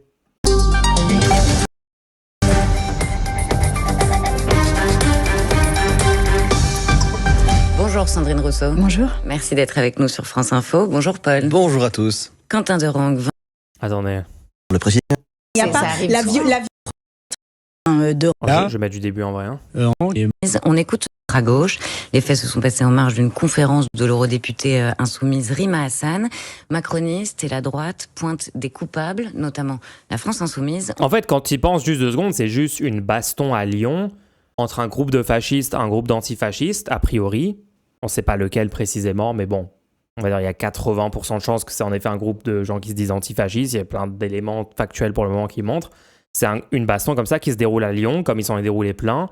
Et c'était le même jour qu'une conférence de Rima Hassan. Et ils disent, en marge du truc de Rima Hassan, ok, c'est en effet à proximité de l'université, c'est lié peut-être à ça, on ne sait pas vraiment encore précisément, mais genre, c'est des trucs qui arrivent à Lyon depuis longtemps. Enfin, vous voyez comment la façon dont ils le présentent, c'est genre, il faut absolument lier Rima Hassan à cette conférence, mais non en fait. Enfin... On écoute le garde des Sceaux, Gérald Darmanin, sur RTL. Ce jeune homme de 23 ans est mort molesté manifestement par l'ultra-gauche. Et puis il y a en effet des discours politiques, notamment ceux de la France insoumise et de l'ultra-gauche, qui mènent à... Alors attends, message dans le chat. Perso, ça me décourage un peu dans ma lutte politique. J'ai l'impression que c'est mort pour Mélenchon 2027 avec le matraquage des médias. Déjà, on ne sait pas si le candidat LFI, ce sera Mélenchon. LFI vont présenter une candidature, on ne sait pas si c'est Mélenchon ou pas. Ça pourrait être Clémence Guettet, ça pourrait être, je sais pas, Antoine Léaumont, Bompard. Ils ont plein de personnes présidentiables qui pourraient être leur candidate ou leur candidat. Deuxièmement, je vous rappelle que pendant toute la campagne de 2016-2017, c'était pareil. Il y avait plein d'attaques massives contre la gauche de rupture. Pareil de la campagne pour l'élection présidentielle 2022. Oui, il y a des nouveaux angles d'attaque de ces dernières années, notamment accusations d'antisémitisme envers la gauche alors qu'il n'y a aucune preuve de ça. Voilà, pour les criminaliser parce qu'ils sont contre un génocide. Là, évidemment, ils vont récupérer politiquement la mort de Quentin pour faire toute cette propagande. Et pour autant, en 2022, il y avait déjà massivement de la propagande et la gauche de rupture passe à 400 000 voix du second tour. Là, il y a plein de facteurs qui tendent à montrer que LFI, notamment, sont plus hauts dans les sondages, dans les intentions de vote pour la présidentielle, qu'ils ne l'étaient à la même distance de l'élection de 2022. Enfin, vraiment, il y a un sondage d'il y a genre 1 an et demi qui a donné Mélenchon à 17%. Il y a des sondages récents qui le donnent à 14-15%. Et d'ailleurs, c'est le seul qui est sondé. Les autres candidats LFI ne sont jamais sondés. On ne sait même pas s'il n'y a pas une personne de LFI qui pourrait être la candidature 2027 qui ne serait pas plus haut que Mélenchon dans les sondages, puisqu'ils ne font jamais de sondage avec d'autres personnes. Ils font pas de sondage avec Clémence Guédé, ils font pas de sondage avec Bompard. Donc en vrai, on sait pas. Autre élément, il n'y a pas eu un seul sondage sur la présidentielle 2027 qui était sorti depuis novembre 2025. Aucun en décembre 2025. Suite à la masterclass de Mélenchon, à la conférence, enfin, pardon, à la commission d'enquête où il a dû comparaître là, ni en janvier 2026, aucun sondage sorti par les instituts, ni en février, alors que Glucksmann était ex-aequo avec Mélenchon dans les sondages où Mélenchon était donné au second tour, et Glucksmann a eu une grosse chute de popularité suite à sa disaster class contre Zemmour et divers passages télé où il a été vraiment désastreux et beaucoup de gens ont arrêté de soutenir Glucksmann, quoi, ou de croire en sa capacité de remporter une élection présidentielle. Donc bon, moi je sais pas, je pense qu'il faut surtout pas être défaitiste par rapport à l'élection présidentielle 2027. Je pense que la gauche de rupture a absolument toutes ses chances et il y a tout un tas de facteurs qui le montrent, que même potentiellement il serait plus populaire qu'en 2022. Et bien sûr, là, tu as toute la machine médiatique, tu as toute la droite, toute l'extrême droite qui vont essayer d'utiliser ça contre la gauche, récupérer politiquement cet événement. Et il y aura encore des stratégies encore plus violentes et virulentes contre la gauche de rupture, mais je crois que ça va pas marcher, les gens. Je crois que ça va pas marcher. Je crois qu'ils sont en train de paniquer parce qu'ils sentent que le vent tourne en France. Les gens sont en train de se dématrixer massivement de la propagande permanente des médias mainstream contre leurs intérêts. Toute la droite a fait que défendre des génocides, défendre les milliardaires. On a vu ce que donne l'extrême droite au pouvoir aux États-Unis avec ICE à Minneapolis, c'est-à-dire juste ils tuent des citoyens, ils déportent massivement des personnes innocentes, etc., etc., etc. Moi, je pense que non, je pense qu'on est dans un climat où la gauche peut gagner et il faut juste faire le taf pour ça. Au contraire, toute cette panique médiatique était plutôt un bon signe. C'est juste, moi je dis, ne sombrez pas dans un désespoir par rapport à 2027 parce que, en effet, en ce moment, c'est difficile. Oui, c'est difficile médiatiquement, c'est une catastrophe permanente. Mais bon, c'est pas comme si on n'était pas habitué maintenant. Enfin, c'est bon. 2027, c'est encore loin, le vent peut tourner 20 fois. Ouais, il reste un peu plus d'un an. Après, c'est chaud, tous les milliardaires sont en campagne contre LFI, mais moi, je vois ça d'un bon œil, ouais. Bref. Une violence très débridée sur les réseaux sociaux et dans le monde physique.